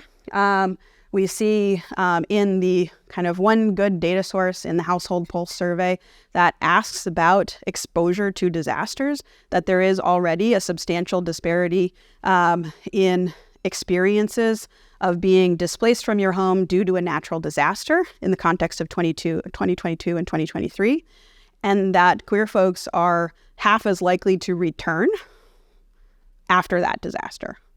So they don't come back. Right? About 30% of folks don't come back after they experience that displacement. And that's substantial. We want to know what's happening there. Were they less tied to that community? Were there impacts that were not sustainable? Did they make new communities elsewhere? What happened to them? We have no idea. And in the climate space, there's a lot of concern for older adults. And so I think there's opportunities to merge these two things. The Williams Institute recently, in the last 2 weeks, released a report on climate and LGBT health. And so I think there's very likely a good place to start here is to think about what are those disparities? How can we measure them? Where can we get better data to overlap some of those demographic things we can now measure pretty well with the climate things that I think social scientists are maybe dabbling in, but we need those environmental social scientists to really do well, right? How can we do those better? Additionally, and I hope I've convinced you, we need better measurement of life course accumulation and exposure to minority stressors and structural stigma. And that could be developing these in the context of surveys. How do we do that reliably? How can we know? When we ask people about their life histories, how can we ensure that those kinds of responses are reliable and valid? How can we see those in biological markers, right? That's one of my interests in biomarker measures is really that they do show some of that accumulation, some of them, but some of them we're also still trying to figure out what kind of period of life is affecting these in any population, let alone queer populations. Additionally, I think we do need to build up the infrastructure for panel studies that are incorporating folks inclusively over time and spanning multiple cohorts, right? So that we can start to ask some of these questions about differences in exposures over time, differences in what these lives look like, or whether or not it's all just period effects because right now sucks, right? Or right now where you are might suck. Right now where I am sucks. Okay, and then the last thing before I close out. No, sorry. Tennessee. Okay, great. I mean, I would put Texas also in the Tennessee bin. Yeah, okay. Common stance. Okay. And then the last thing I think that also this room is really well equipped to deal with is thinking about intergenerational flows, not only to midlife and older queer folks, but also from them. So in our networks data, we're actually able to identify a lot of like nieces, nephews, other nibblings, and even grandkids that are in relationship ties to our survey respondents, right? What are they providing? What are they getting? What's this relationship like, right? And importantly, a lot of those folks also identify as queer, right? And so we even see some of them show up in households, for example, right? So there are some intergenerational flows, not only of resources, but perhaps also of social ties and connection, et cetera, that I think are very meaningful that we just haven't developed the work here to expand on. Yeah. All right. And there we are. I would love to get in touch with any of you. Our QSNAPS data is about to be released. Wave 1 is about to release public access. But if you want it sooner, that'll be over the summer. If you want it sooner, just email me. We have a data use agreement already set up and ready to go. And then there's various quality control things going with the biomarkers. But I think eventually those data will also be released. And yes, please don't hesitate to get in touch. Thanks. All right, we'll do Questions? Q&A after, yeah. Great. So I am going to introduce Dr. Ning Hsieh is an associate professor of sociology at Michigan State University, where they also serve as core faculty in the Asian Pacific American Studies program in the Center for Gender and Global Context. They previously served as an NIA postdoc fellow at the University of Chicago, and their current research examines health and healthcare inequities faced by vulnerable populations, including sexual and gender minorities, racial and ethnic minorities, and older adults. Their research addresses questions in two related themes: how stigma, stress, personal relationships, and community participation influence the health and well-being of vulnerable populations over the life course, and how the intersection of race and ethnicity, sexuality, and gender shapes individuals' experiences of healthcare and health outcomes. And they'll be talking a bit today about some of their research that's been supported by the NIA, as well as the Agency for Healthcare Research and Equality. Their scholarship has been recognized by awards from the American Sociological Association, the Society for the Study of Social Problems, IPUMS, and Michigan State University. Also, many of you may be familiar with their work from all over, but especially a JHSB special issue on health and healthcare among sexual and gender minority people. And then I'll say we met years ago as grad students in Fenway Health for a summer program. So it's always just a shout out for like the relationships you make in grad school. You know, you get to invite each other to do talks sometimes. So years later. So please join me in welcoming Dr. Hsieh. Thank you for the introduction, and I can still see we were doing the stats workshop. I don't know, 13 years ago in Fenway Health. That was a fun experience, and definitely agree with that. People we met over life course, and also career path really matters. So today in this presentation, I'm gonna talk about the currently active R03 project on healthcare inequities at intersection of sexual orientation and race ethnicity. I'm actually not gonna talk about the aging stuff I have done, although I'm like very interested in aging LGBTQ populations. But you will see that, as Tara has pointed out, there is a lot of data limitation in that area. So the work R03 I'm gonna sharing today we'll talk about adults, including older adults, but not specifically about older adults. I will talk about the significant specific aims of this project. And I'm also going to share some of the recent findings coming from this project. It might be a little bit different, structurally different from other presentation, a little bit more about the research finding. And then I will talk about the implications for future research on SGM older adults that kind of inspired by this project. And I hope that you will also generate some more ideas for new research. Right, so this is the R03 project, understanding primary care utilization and barriers to care among sexual minority people of color. It's a small R03, so primarily using secondary data analysis. Funding agency is the Agency for Healthcare Research and Quality. We just finished year one of this project and have seen some interesting, complicated findings because we are looking at the intersection of sexual and racial ethnic minorities. Co-investigator Kathy Liu, many of you have known now at Purdue University. I had the honor to work with her in the past, I would say, 8 years already.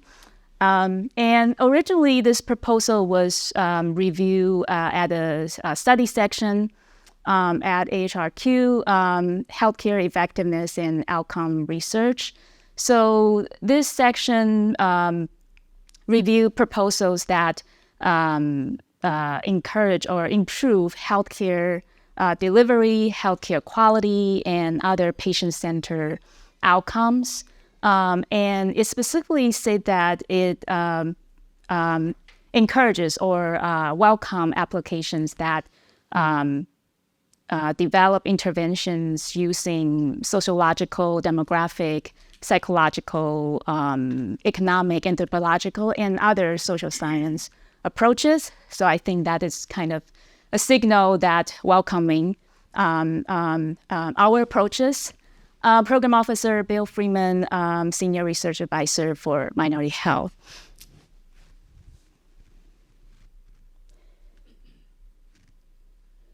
All right, so just quickly about the specific aims of this project. Aim 1 is to determine population health inequities in primary care utilization at the intersection of sexual orientation and race ethnicity.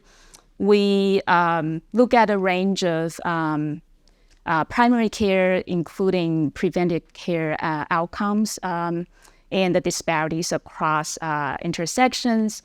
For example, getting flu vaccination, having a primary care provider getting annual physical exam in the past 12 months. And then we look at trying to be more inclusive in this project. We try to look at sexual minority groups, lesbian, gay, bisexual, and in comparison to heterosexual people with different racial ethnic identification, including Asian, Black, Hispanic, Native, and white identified people.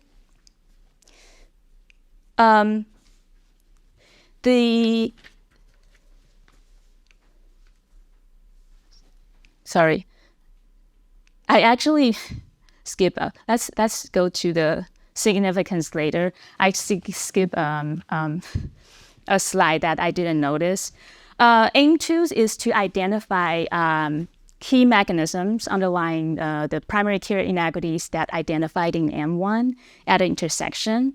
And we particularly look at 3 groups of factors, including economic enabling factors for healthcare primary care use, such as income, wealth, and insurance coverage.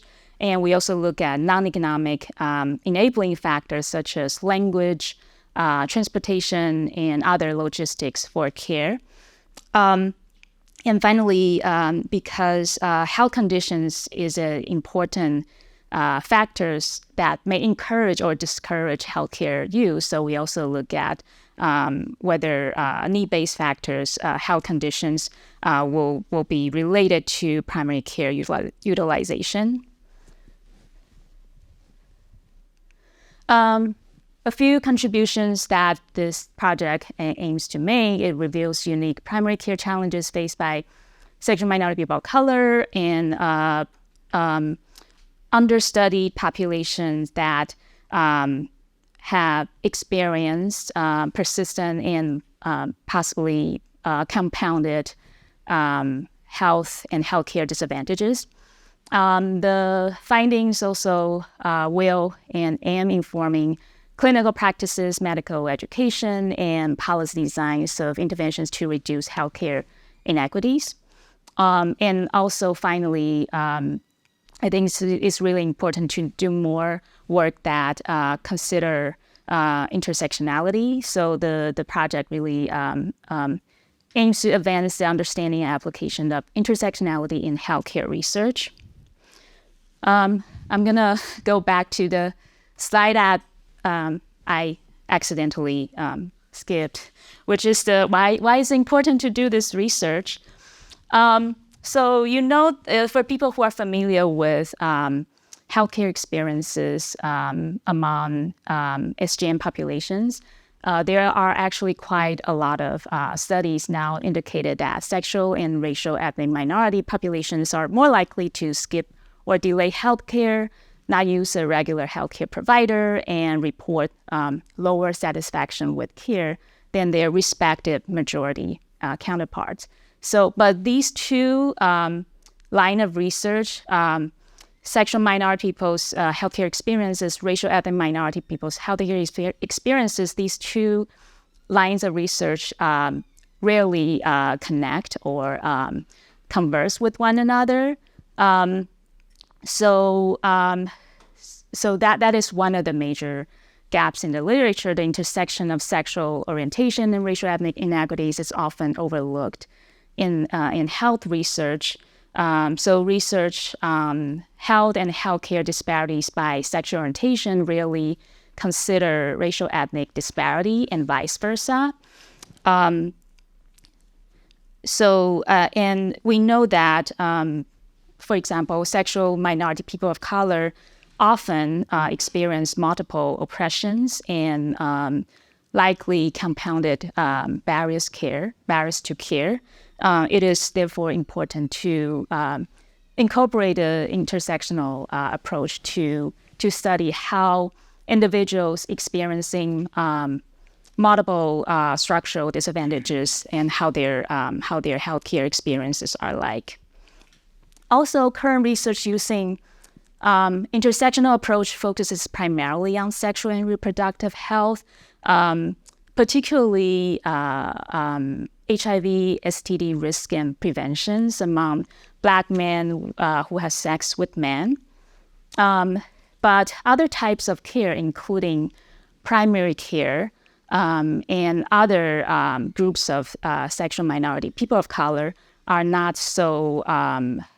We don't see a lot of research on those groups. So it is important to kind of explore those areas.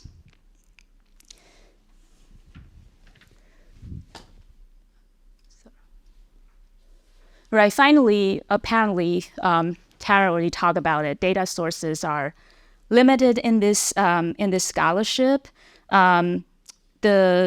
Definitely the lack of research using an intersectional approaches is due in part to the lack of data to be able to do the study because of small sample size issues. We know that health concerns of sexual minorities, people of color, could not be studied using population-based data sets until very recently, when we kind of accumulate data over time and we pull the data together to create a large enough sample size and for statistical analysis. But I want to acknowledge that qualitative data, qualitative projects have contributed to this field too. And it's just that the quantitative side hasn't been picked up as fast as we want. But the current research still continues to struggle with sampling and representation issues. For example, few data sources can be used to study aging, sexual, and gender minorities from an intersectional perspectives. Just an example, HRS and NSHAP, two prominent NIA-funded projects, data collection projects on older adults have very small samples, still have very small sample size samples for sexual minorities, and it is impossible to even considering an intersection with another structural dimension like race ethnicity using those data sets. Tara, I need to talk to you about your data. I'm very interested and see if there's a possibility to study with an intersectional approach. All right. So it is a second data analysis project. So we used two data sources, National Health Interview Survey and Behavioral Risk Factor Surveillance System. Many of you probably are familiar with that data sets and have used it in your own research. Both surveys collect repeated cross-sectional samples, probability samples with, I would say, relatively adequate sizes to study sexual and racial ethnic minorities. But for some intersections, we still get very small sample size even after pulling data over years. These data complement each other in terms of their survey designs and healthcare measurements. So we know that NHIS has a nationally representative sample, so that is certainly a strength. BRFIS is a state-based sample, but it has a much larger sample size compared to NHIS, so it actually offers a very rare opportunity to study small minoritized populations such as Native and Asian sexual minority people. Analytical approach is very straightforward. We use cross classification and stratification to generate intersections for comparison of healthcare outcomes. And then we use multiple regression and decomposition analysis to assess disparities in a wide range of healthcare outcomes and also the underlying factors that potentially will explain or lead to those healthcare disparities. I would like to share some of the findings from this project, and some of those findings have been recently published in this paper, focusing on intersectional inequities in flu vaccination by sexuality, gender, and race ethnicity. In this paper, I use the NHIS data from 2013 to 2018. And you might wonder why I don't include more years in this study. There's 2019, 2020, and beyond, right? But unfortunately, NHIS redesigned their sample in 2019, so the NHIS survey methodology guide doesn't recommend pulling data across the years, which is unfortunate for studying small populations. So we do need some continuity in terms of survey designing that. We'll consider the research on small populations, including sexual gender minorities and also racial ethnic minorities. And then when we consider the intersection of those, it is getting very challenging. But overall sample size still reaches almost 167,000 adults aged 18 to 85. So the study made comparisons of Black, Hispanic, and white LGBT and heterosexual men and women. There are totally 18 intersections or 18 groups, comparison groups. You definitely notice that we, mainly because of the sample size so small for non-Hispanic, Native, and Asian individuals in this data set, I did not include those because when you look at, for example, Native bisexual people, you probably get 20 people or even less. So I only look at Black, Hispanic, and white here. I think one of the challenges that we will find in doing an intersectional analysis is that the groups for comparisons just explode easily. Here I have 18 intersections, and the interpretation will get kind of complicated. And I'm currently working on another paper with other faculty and grad students using BRFIS. And in that data set, we are able to incorporate Native and Asian sexual minorities. And there are 30 intersections. So interpretation It's a challenge, but it is doable, I would say, because you definitely you will see some major patterns in the finding, which is very interesting. And I will just highlight some of the findings from this paper. This figure shows the percentage of getting flu vaccination in the past 12 months by race, ethnicity, sexuality, and gender. So we have three racial ethnic groups here: non-Hispanic Black, Hispanic, and non-Hispanic White. Within each racial ethnic group, there are two genders. Again, NHIS only measures binary gender, so we only have two genders here. The bars with the little white dots in it refers to men, and the bars without the white dots refer to women. And within each gender, you can see three different sexual identities. The light blue bar refers to bisexual identity. The medium blue one refers to gay or lesbian identity, and the darker blue refers to heterosexual identity. So overall, you see that flu vaccination rates really varies across the groups. And I just want to highlight the highest and the lowest, so it's easier to see. White gay men actually have the highest rates of getting flu vaccination in the past 12 months, about 56%, while Black bisexual women reported the lowest rate, about 23%. So there is a significant gap between the highest and the lowest. And just to kind of simplify the analysis of many groups, I thought that it would be helpful to look at the flu vaccination rates by different structural dimensions before we look at them all together. So this is focusing on the racial ethnic disparity.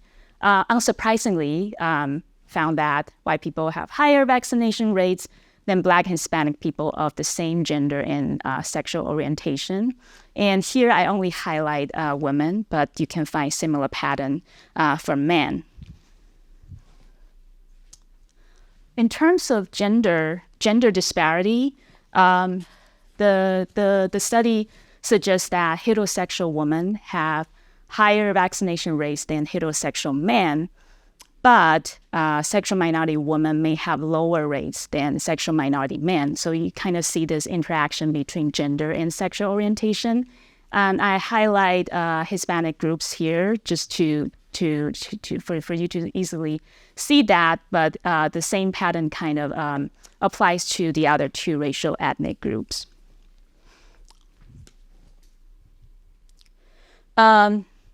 Finally, we will look at sexual orientation disparity.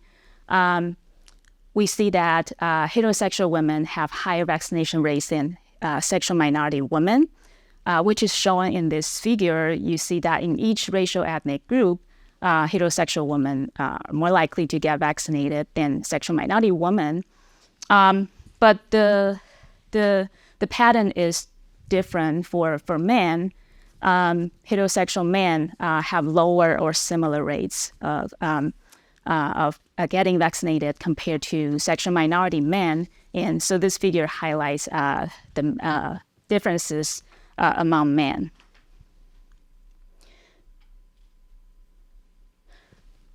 Right.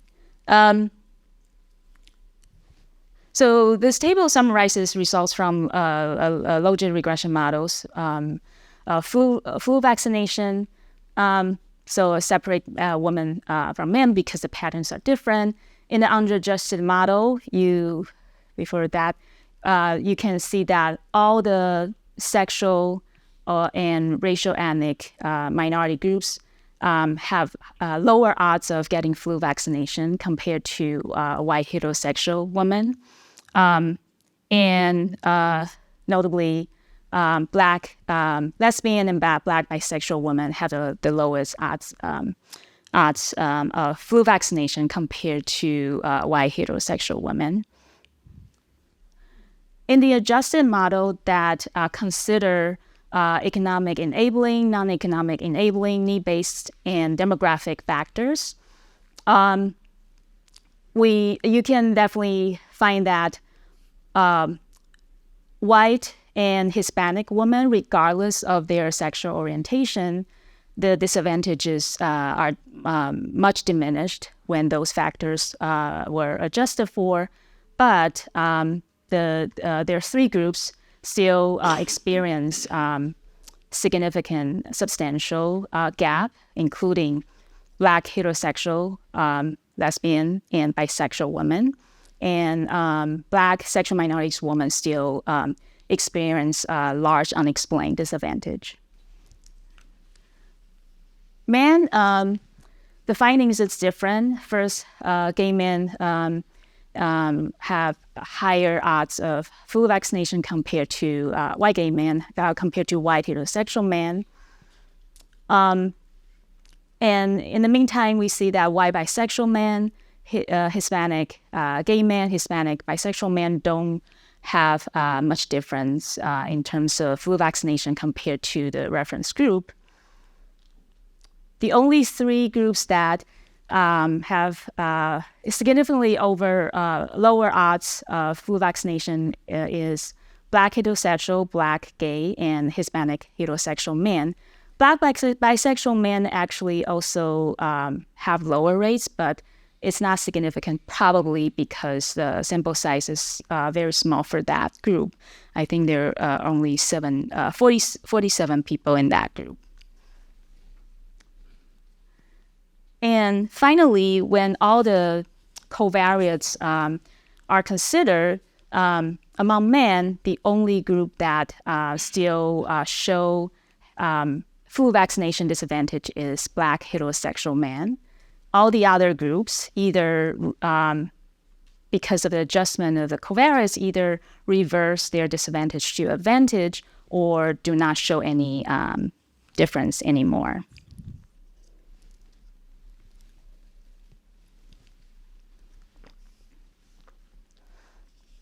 So a little bit about implications of these findings. First, definitely see that flu vaccination varies significantly at the intersection. We are interested in examining sexual orientation, gender, and race ethnicity. White gay men have the highest vaccination rate among the study groups. There could be several explanations for that. Based on the other studies, we know that sexual minority men are less likely to practice hegemonic masculinity, which is likely to hinder health-seeking behaviors, including preventive care use.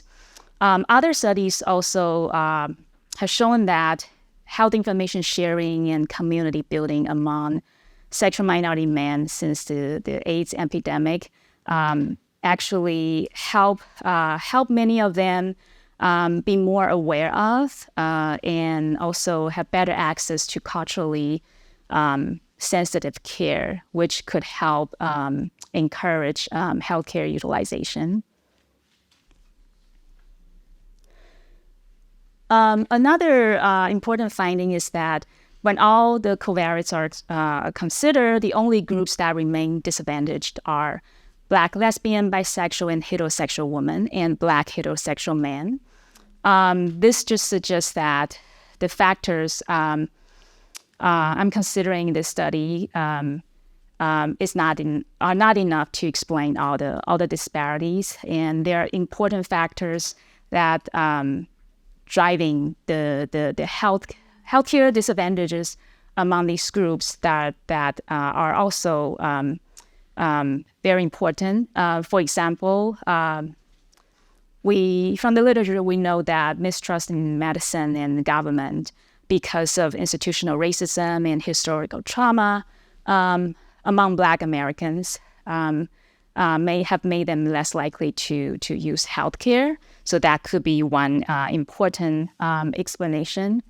And I also want to point out that, or emphasize again that Black lesbian, bisexual women experience the largest gap in flu vaccination, and even after adjusting for a bunch of different economic, non-economic factors. And that kind of suggests that heterosexism and sexism can certainly complicate healthcare for these groups. For example, they are more likely to get being mistreated in the clinical settings by health professionals because of their non-normative sexuality or gender expression. So I will end with the opportunities actually in response to limitations in this field, opportunities for research on healthcare of SGM older adults.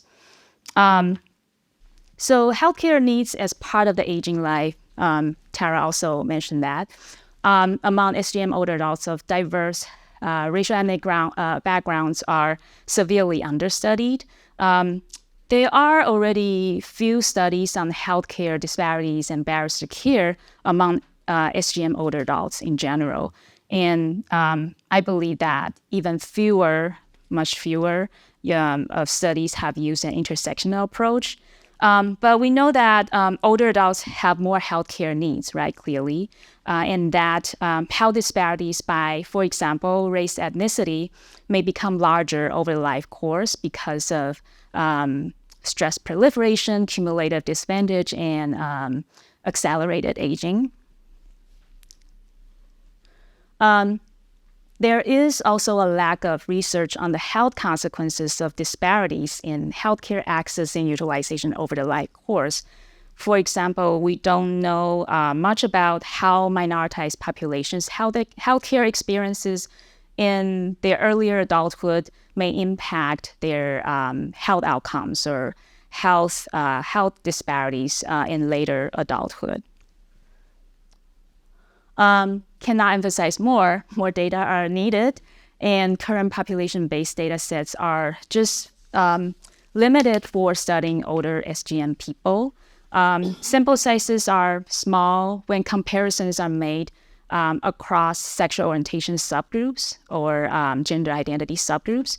It's even worse when considering intersection with another structural dimension, such as race, ethnicity. And on top of that, measurements of healthcare and social experiences specific to SGM populations, for example, difficulty finding affirming health providers and social support for healthcare seeking and healing are all lacking in most population-based surveys. And but we can all make these limitations to be the future research opportunities. So there are just a lot of things we need to do and we need to explore. Thank you so much. All right, so we have a few minutes for questions for either presenter. Tara, do you mind coming up? Sure.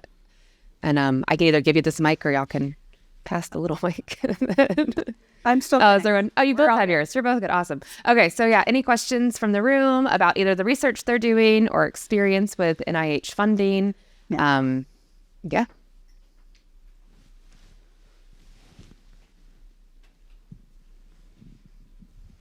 Hi, thank you. My name is Stephen Pan. I'm an assistant professor at University of Texas, San Antonio, Department of Public Health. I have a question for Dr. Hsieh. So we're trying to work with the city of San Antonio now to increase Mpox vaccines and disproportionately affects SGM populations. And it's been a challenge, really, for uptake has been very low. I don't know if you have any suggestions for how that might go about. I mean, it's part of this larger trend of vaccine hesitancy, not just limited to the SGM populations, but I don't know if you have any ideas off the top of your head. Yeah, that's a great question. I don't know specifically about Mpox vaccination and why people might not be willing to take that. But I think that just based on the study I show you, how to encourage people. I think one way is from doctor's office that providers need to be trained to be more encouraging of using certain preventive health services. So some of the studies, for example, on racial ethnic minority groups suggested that Black Americans are less likely to be recommended for getting flu vaccination compared to white population. And this is probably reflecting the implicit bias of providers that certain services, they're out there, they're there, but providers may not be recommending them because of their implicit bias. I think that, one way is to perhaps having the public health departments providing more information training for providers' offices, where that they can actually encourage their patients to use certain services more often when the patients come to the office for other types of care, right? So you can provide that information. But of course, there are issues related to sexual minority people and also gender minority people wanting to go to doctor's office often, because they are oftentimes deterred because they have bad experience from the past. So that, I think that is probably more long-term and difficult issue to address, because there's not enough trust among patients on medical professionals. So yes, I don't know if that answers your questions, but not particularly about impacts, but more generally health services. Could I add? I would also say, if you're not already, use the community. These are folks that are really good about getting information out, and probably had that, we're trying to share that information about just Mpox risk. Use them better, figure out how to get them to be the champions for this, and really own it. Partner with a PrEP clinic, partner with, other folks that already have high contact, right, to deliver that service, and pair it with something, right? Like, HPV or other things that we're already doing okay, right? Pair it, and try to combine it in that space as well. Yeah. I guess I'll say later. Do I need that? Thanks. I just want to say thank you for those great presentations. And just one thing that I didn't mention in my presentation is that there really is a lot of opportunity for secondary data analysis out there. And so the SGMRO website has a section on measurement and data, and it lists a ton of, not a ton, clearly not nearly enough, but many surveys that are collecting either sexual orientation or gender identity or both. And most of that data, if not all of it, is public use data, right? So people have access to it. So of course, the All of Us research program at NIH is a great one, but there's so many different ones. And we have a table on our website that lists the survey, what it is that they're asking, and then the ages, how the data is collected. And so folks can go in there, and it's just a resource for people, I think, to be able to think about, is there data out there already that people just haven't looked at? And so I think those are really great opportunities for some of the smaller NIH grants, and also for students who are looking for data for dissertations or those kinds of things. Yeah. Thank you for that. I whenever I have a trainee who doesn't know what to work on, I send them to that page to go find that list. And international sources are also good, right? So the Canadian Longitudinal Study of Aging has been collecting SOGI data for the last 5 years. Underutilized resource, publicly available, for example. I have one quick question. Would you recommend the TASO to collect data on the biological aging to add to the data sets that are currently collecting data? Yeah, I think a lot of folks are thinking about it. And so some advantages were, we were one of the first studies to adopt this. And so there were some challenges in terms of thinking out what's the logistical thing, what's the training that we need to do for our study coordinators to be able to help somebody if they have a problem. How should we send people this information? So there's stuff that's happened. So some of that is available, right? So that you don't have to start from zero. But I do think it was pretty easy. I think with an older population, there may be some considerations that we ran into that were unexpected. So for example, you have to send a heat pack because people sometimes don't have trouble getting the amount of blood, right? Or a razor because you need the sticker to attach, right? You need some alternatives if like an arm doesn't work. We have people on cancer treatment whose measures are not particularly valid that we, want to include, but also can't use their samples, right? But I think overall the impression was thumbs up. Yeah? Yeah? Okay. I think overall the impression is thumbs up. And it's a technology that's, they're also improving, the lab support that they provide and what they're able to do with it. Yeah. Yeah. For all blue belts, on the next like first line of eight, the tapping actually good to shoot. Yeah. And it doesn't hurt like a finger prick. Like it hurts less than a flu shot. I mean, like, you have this apprehension about pushing the button, but like, you do it and you're like, wow, well, wait, did it do it? I don't know. Right. Because it is that like pain-free. And so it doesn't hurt like a finger stick. It doesn't have that same issue around finding a vein. I mean, I thought it addressed a lot of concerns that people have about providing blood samples. It created some new ones, but it addressed a lot of other ones. Listen, I just if I can add, the biggest limitation is just the volume that you get. So you get a lot less blood than if you were to do like a traditional venipuncture with a phlebotomist. So you're then limited on the back end in terms of what you can measure. But in terms of like convenience of collection, it's really, I thought it was fantastic. So I think the one small, like not small, but the other main thing was you have to be attentive to your setting in terms of temperature because of it's moving through the mail. And so we collected data from something like April to September, which in the South has at least a couple months that are quite hot. And so that is somewhat problematic. We can, develop some strategies to deal with that. But on the other end, like in places where it's quite cold, you also have the same kinds of problems for the samples, right? Essentially, the cells are bursting and you can't analyze particular markers on those samples. Many of them are fine, but some of them will not be viable. And in either case, very hot or very cold. So it is a consideration of when I do the thing that I do.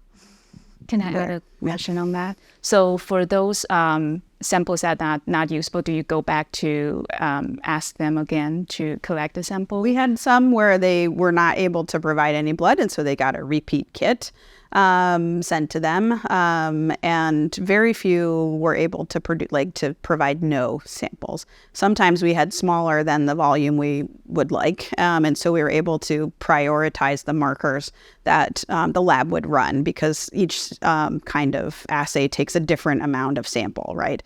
And so for some, we only got 3 markers instead of 9. But I think for a majority, we got all 9. And then for a subset, we get, less than 9. And only for a few did we get nothing, right? Yeah. So there's an online question. Are there any preliminary findings from SNAPs about lifetime history of exposure to structural stigma? So things I've been working on in that space are more about the minority stress exposures over the life course rather than the structural exposures. That part's coming. But so we've looked at, done a latent class analysis to look at, sorry, I should look at the camera, to identify different patterns over the life course of people's experiences of victimization and other negative life events related to their LGBTQ identity. And so we find, welcomely, actually, a substantial group that reports none of these things across their life course. But for the rest of our sample, we have kind of 3 different other pathways, folks who experience a lot of it all the time, right, over multiple life stages, right? So childhood, adolescence and early adulthood, midlife, and then their kind of current life stage. And then we have folks who experience a whole lot of that in early childhood and adolescence. And so they're kind of on this decreasing trajectory over their life course. they look different than folks who maybe come out later or are in an affirming context and then, as an adult are now in a non or a less affirming context. There's an increasing trajectory over midlife.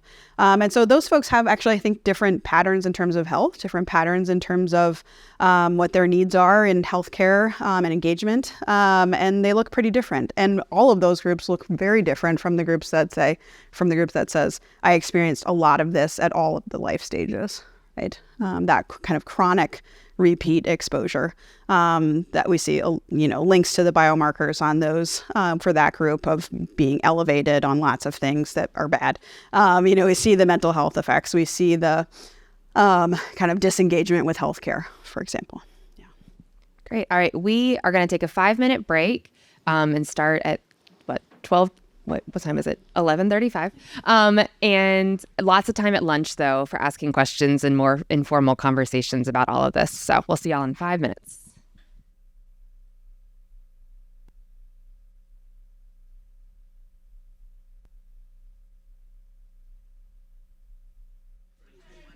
All right, we're going to go ahead and get started so that we can eat lunch. So this part of the program, so the last part we wanted to talk to different PIs, thank y'all, about their experience with NIH and the funding they've been able to do.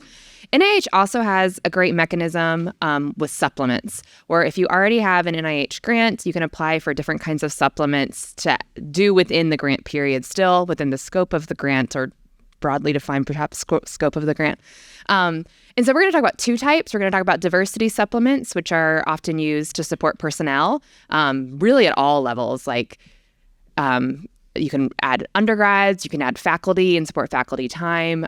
We most often probably see it supporting GRAs and postdocs, which Dr. Barbee's going to talk about their experience with that in Dr. McKay's lab.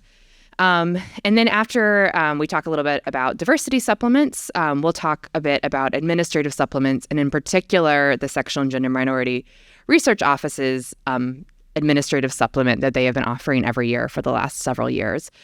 So to introduce Dr. Barbee, I do not have my there we go.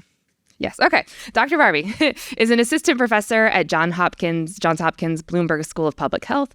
They are an interdisciplinary social scientist who is interested in detecting, understanding, and reducing health disparities among lesbian, gay, bisexual, transgender, and queer populations by studying the population's exposures to stressful life events like discrimination, harassment, and violence. Dr. Barbee is also interested in examining interventions that can improve health and aging outcomes among LGBTQ populations. We already saw a wonderful preview of some of Dr. Barbee's work that Dr. McKay shared. And so I'm going to hand it over to Dr. Barbee to talk about their experience. Sweet. Prepared a little PowerPoint just to keep me structured. So my prompt was to talk about my experience, but besides just rambling about my experience, I want to hopefully inspire you to look more into some diversity supplement possibilities and hopefully give you some pointers for things that benefited me in the process. All right. So just a little bit of background first about with regard to my timeline. So in 2019, 2020 was my final year working on my PhD in sociology at Florida State University. I was also in the job market, so I was applying for jobs. In that process, in December of 2019, I applied for a postdoc with Dr. McKay. Unfortunately, by the time I applied, the position had been filled. But Dr. McKay was super generous in sort of mentoring me about other possibilities to join her lab and encouraged me to write a diversity supplement for her R01 that she just described to you all. And so together we worked on that in January and February of 2020. And I say May 2020, I received notification, but I was talking with Dr. McKay yesterday. It was probably more like April. We had heard back. So these occur, you submit them on a rolling basis, and they're pretty quick with their responses, usually a few months. And then in August of 2020, I started my postdoc with Dr. McKay at Vanderbilt, and that lasted through 2022. So what did I get with this diversity supplement? So directly from NIA, I got 2 years of postdoc training, and this covered my salary as a postdoc, which is based on the NIH postdoc salary caps based on how many years of experience you have. And then I also got $6,000 per year for travel, supplies, and training-related expenses. So I spent this on a variety of things like attending conferences, methods training, and those were sort of part of sort of the indirect things that I got by working with Dr. McKay. So access to a team of mentors and collaborators. Dr. McKay was my primary mentor, but I also had access to a variety of other mentors who were part of the LGBTQ plus policy lab, health services researchers, economists, psychologists, gerontologists, people throughout the school at Vanderbilt. Another key opportunity was to work on Dr. McKay's NIH-funded project. This was the first time I had ever worked on anything related to NIH, and so this was my first exposure to that kind of work. Along those lines, it was also the first time I had any kind of exposure to grant writing and management.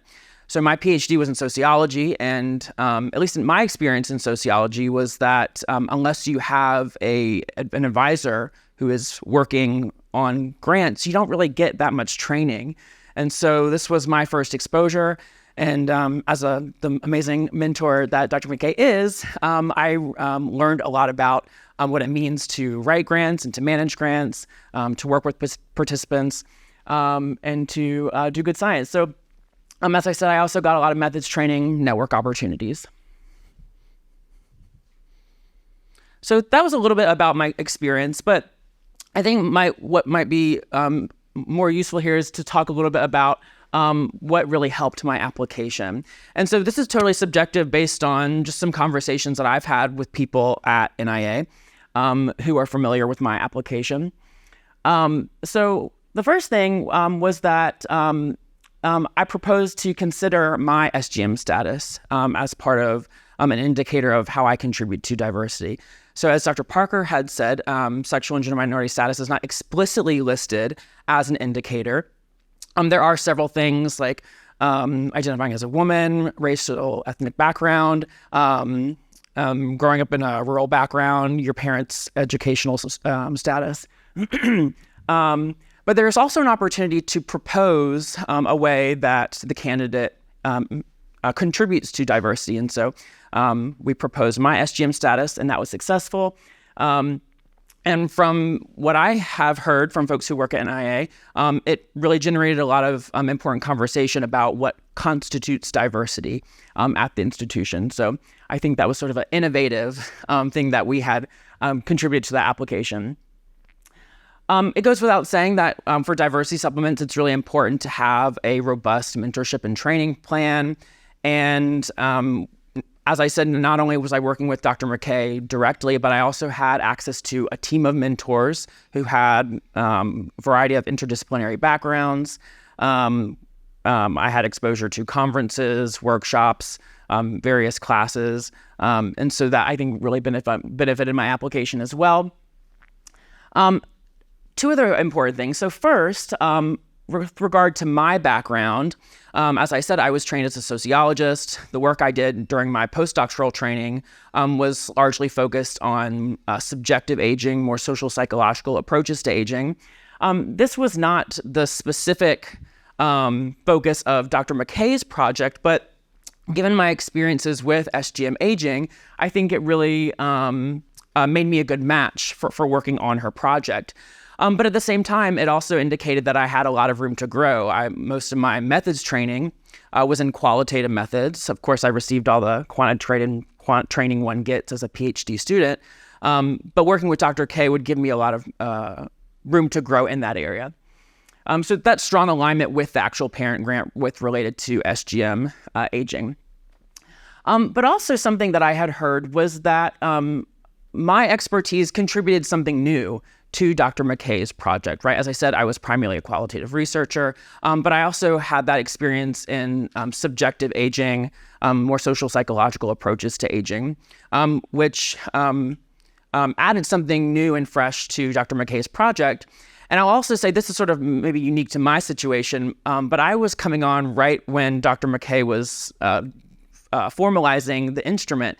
And so I had the really unique and fantastic opportunity to contribute questions to Dr. McKay's survey. And so by the time I got to the postdoc, I already had some things related to subjective aging that I could work on. And so I think that sort of added something new and fresh to the project, which only contributed to the strong match that I had. So I think that's about 10 minutes, so I'll stop there, and I'm happy to answer more questions about that another time. Thank you. So yeah, I would encourage, especially, I mean, really any level, right? If you see someone working on a grant and they still have time on it, that this is a mechanism you can look to for faculty support, postdoc support, graduate student support, and it's a really excellent program. So we're going to turn to administrative supplements, and I'm just going to show from the SGMRO website. Is it? Sorry.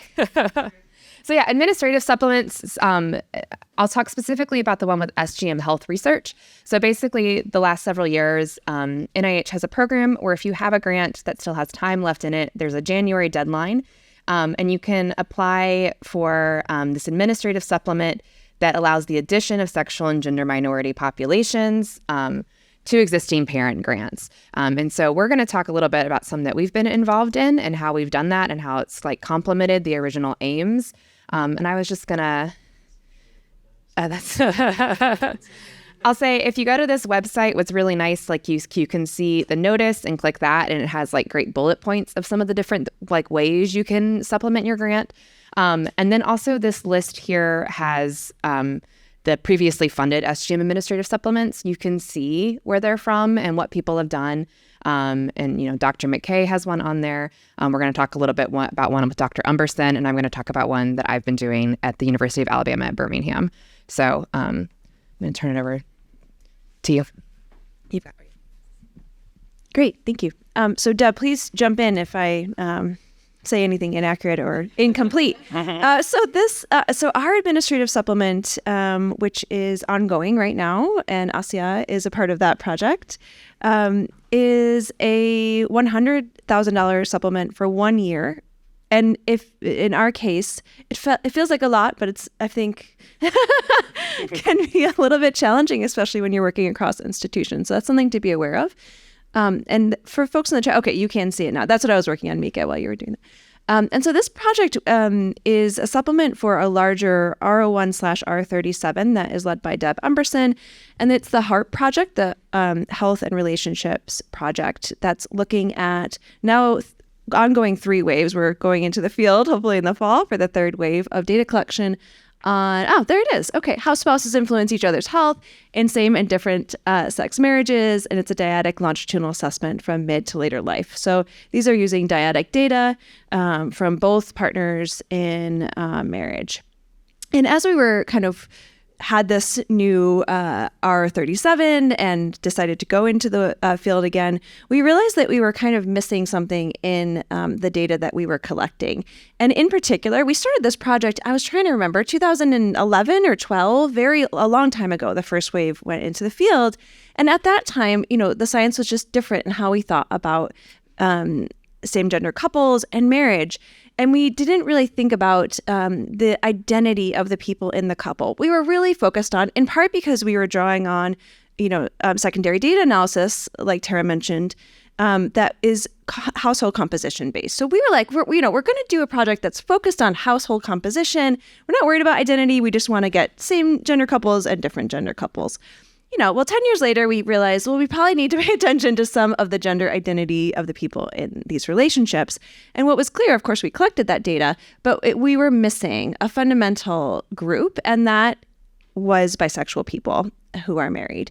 And so we wrote this administrative supplement to add bisexual people into like kind of our conceptual model.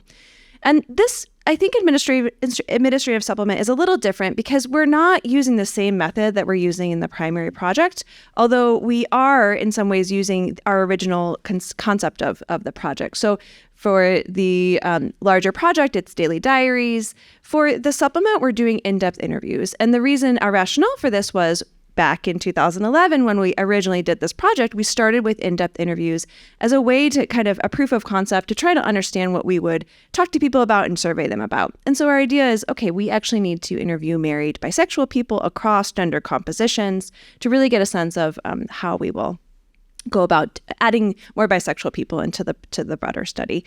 And so that is sort of what we pitched, and we were awarded the grant. We've done, now I just got that. I'm trying to think, about 20 couples right now of varying gender and sexual identities. So we're still in the field, and I'm trying to think if there's anything else to say about that. The other thing I want to say is part of it is to test recruitment strategies. So we're doing a lot on kind of how do we recruit bisexual people who are married, who are a unique population. And do you have anything to add while we're here? No, the only thing I want to add is that we want to actually include a sample of bisexual identified people who are married and do the same thing that we've done with our data collection. Obviously, we'll have 3 ways of data over 15 years for the other folks, and we'll just be starting out with these folks. But we want to add these couples. Yeah, so just like the other diversity supplements, you kind of have to say this is very much in line with the parent project, and it has added value that we need this to have this parent project be as successful as possible. And there's lots of different ways to do that. And Mieke, I think you have some examples of other ways to do that, so I'll pass it off. Yeah, so this one here is one that I'm a co-I on at UAB with Dr. Edwin O'Rourke. It is funded through NIAMS, which Karen is familiar with. Probably less people in the room are familiar with, but I had to write it down. The National Institute of Arthritis and Musculoskeletal and Skin Diseases. So a co-I over there. And this project's, really interesting in that the original project was to recruit people with and without chronic low back pain, and really was looking at racial differences. So comparing white and black populations with chronic low back pain and looking at different DNA methylation, different biomarkers related to different genes, and running them through different pain protocols that we do in the lab. And, in the process of recruiting people around Birmingham, we had a sample of trans people who came and went and did the protocol. And it had not really occurred to, I wasn't on the project at this time, it hadn't really occurred to the PIs that might happen, right? We hadn't really thought about inclusion or exclusion criteria in terms of being transgender or cisgender. But we're getting really interesting data. We're running them through the protocol, because there's not an exclusion in it. And then thinking we should be more intentionally recruiting trans people and thinking about trans people's experiences of chronic low back pain, and what this means for DNA methylation and different things with epigenetics. And so we were able to apply for this supplement that's looking at epigenetic differences in stress-related genes in gender minorities, and have been able to get a sample of 30 trans men and women to look at what the differences are with gender and race in terms of their experiences of pain, and then also the DNA methylation. And then a related project, which is under review right now as a supplement, is so kind of off of this work with Dr. O'Rourke. I've been working with some other people. Dr. Sorge is the PI. He's in psychology at UAB. And we're able to get a grant that is really specifically a much larger sample of trans people around Birmingham, again, looking at different things with their pain development. So this one is just people with chronic low back pain. We're looking more generally at a sample with and without pain in the population, but not specifically low back pain. And so that project, again, we were recruiting, we were getting good samples of trans people to go through the protocol. And then a lot of people were saying, I'm non-binary. Do I fit in this protocol? And us saying, yeah, we'll run you through. But then also technically the original application hadn't really talked about how we were comparing non-binary populations to the trans populations and cis populations. And so the supplement we have under review right now is to basically say we are going to more intentionally recruit and analyze the non-binary populations and their experiences of pain alongside trans men and trans women. And so, yeah, I think this example with thinking about, okay, we need to more intentionally think about bisexual people here, we need to expand and think about trans people, and then within that need to expand and think about non-binary people, kind of really show the opportunities that there are.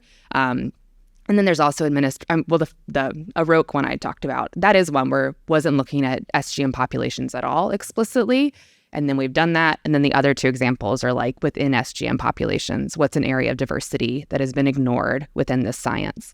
And And then also just mentioning agencies. The second one that I mentioned is the National Institute of Nursing Research, so NINR. So different representation, like Karen said, kind of all over NIH with this research. So yeah, we just wanted to give y'all just an idea about some of the diversity supplements and administrative supplements, especially thinking about this specific one with SGM research. But if anyone has questions, we have some minutes for questions before lunch. We're happy to answer. Or Karen, if you have something to add from your side of things that we missed. These are a really great opportunity, and I feel like people do not know about them. So we were very happy to talk about them. Well, and I'll say, like Karen showed you some examples of funding with NIA. If you scroll through this and see the kinds of research that's being represented, I mean, it's all. There's another UAB one from someone that I've worked with that's looking at alcohol and suicidality, right? And so, like, just all sorts of topics being represented here. I have a question about the administrative supplements. So the example you give, you approached, you guys connected.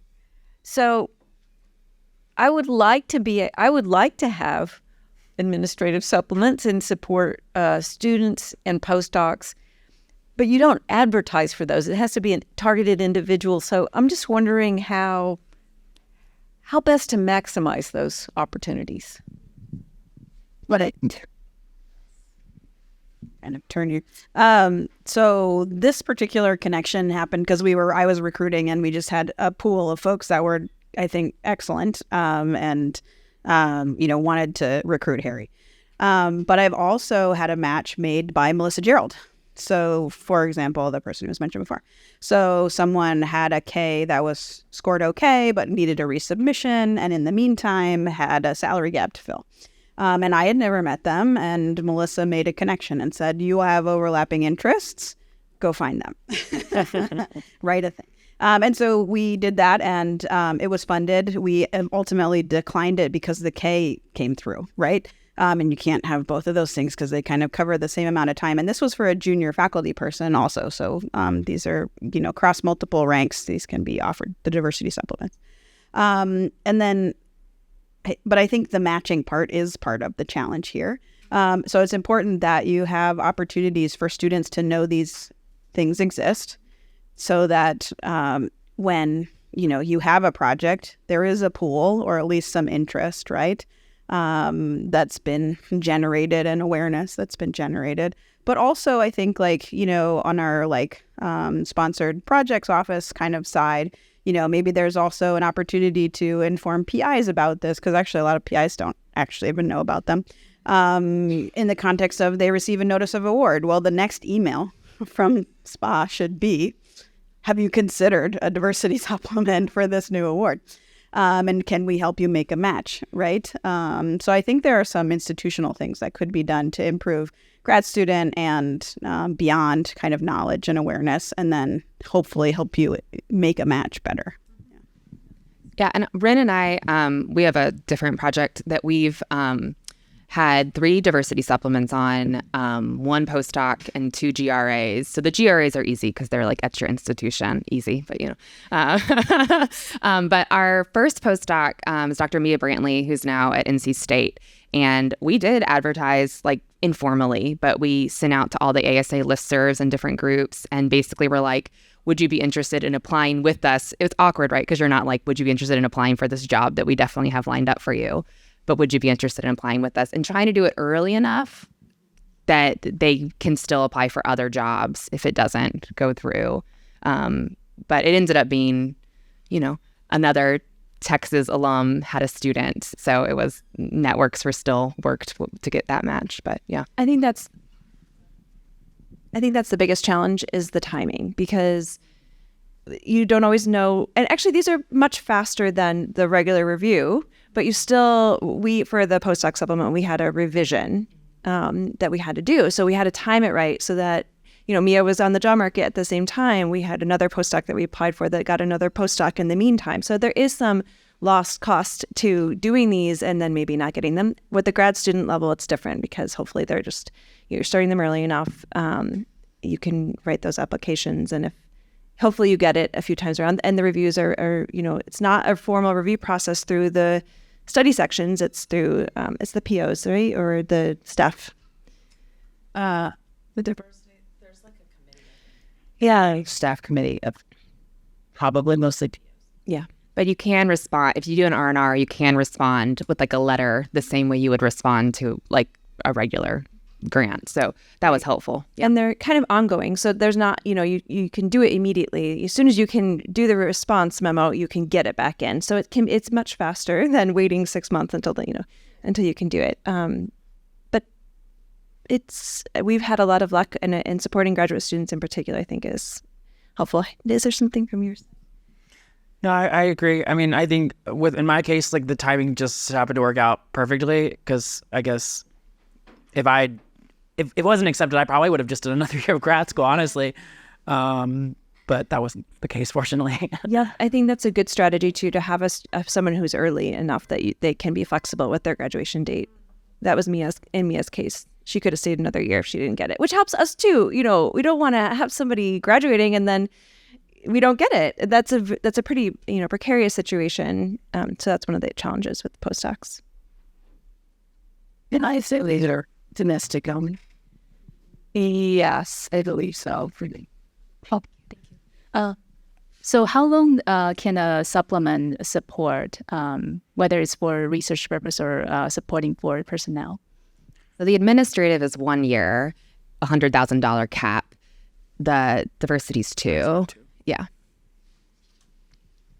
And I would say too, like Dr. Barbee's slide about recommendations. I mean, I've heard more and more from people at NIH that the mentoring part of the application is huge, and that the main reason they're rejecting people is they have not developed a mentoring plan that makes sense. And then also being part of the parent project, because we talked to some people who were like, we'd love to join. Here's this wildly different thing we want to do on your project. Or not even wildly different. Like we'd be like, we can make a case, and NIH was like, no, we don't buy that that's the same. So right, it's that thin line of it's under the project but different than the project. So you're finding the balance between those two things. In a way, I sometimes talk about the diversity supplement as like a mini K award, and that it's really a pipeline toward research independence. Yeah. Hi, I hesitate to ask this question. Given the things going on in Texas right now, specifically SB 17, do we know that there's any impact on diversity supplements? So in Alabama, they have explicitly said that the anti-diversity stuff does not cover diversity supplements, basically. So I don't know if Texas has a similar. Yeah. Because they were like, we're not going to lose money over this, right? So then they went in, rewrote the law. Yeah. Oh. Karen, is that something NIH is considerate of? The name. I mean, I feel like there's a standard line I'm supposed to say. I can't remember what it is, but NIH I think will be waiting on guidance from the department in terms of a lot of activities. Understood. Got it. Other questions? All right, well, we will have lunch, but continue to ask questions, have a conversation, hoping we can spur a lot of good future research at lunch. And thank you all for coming and for joining online.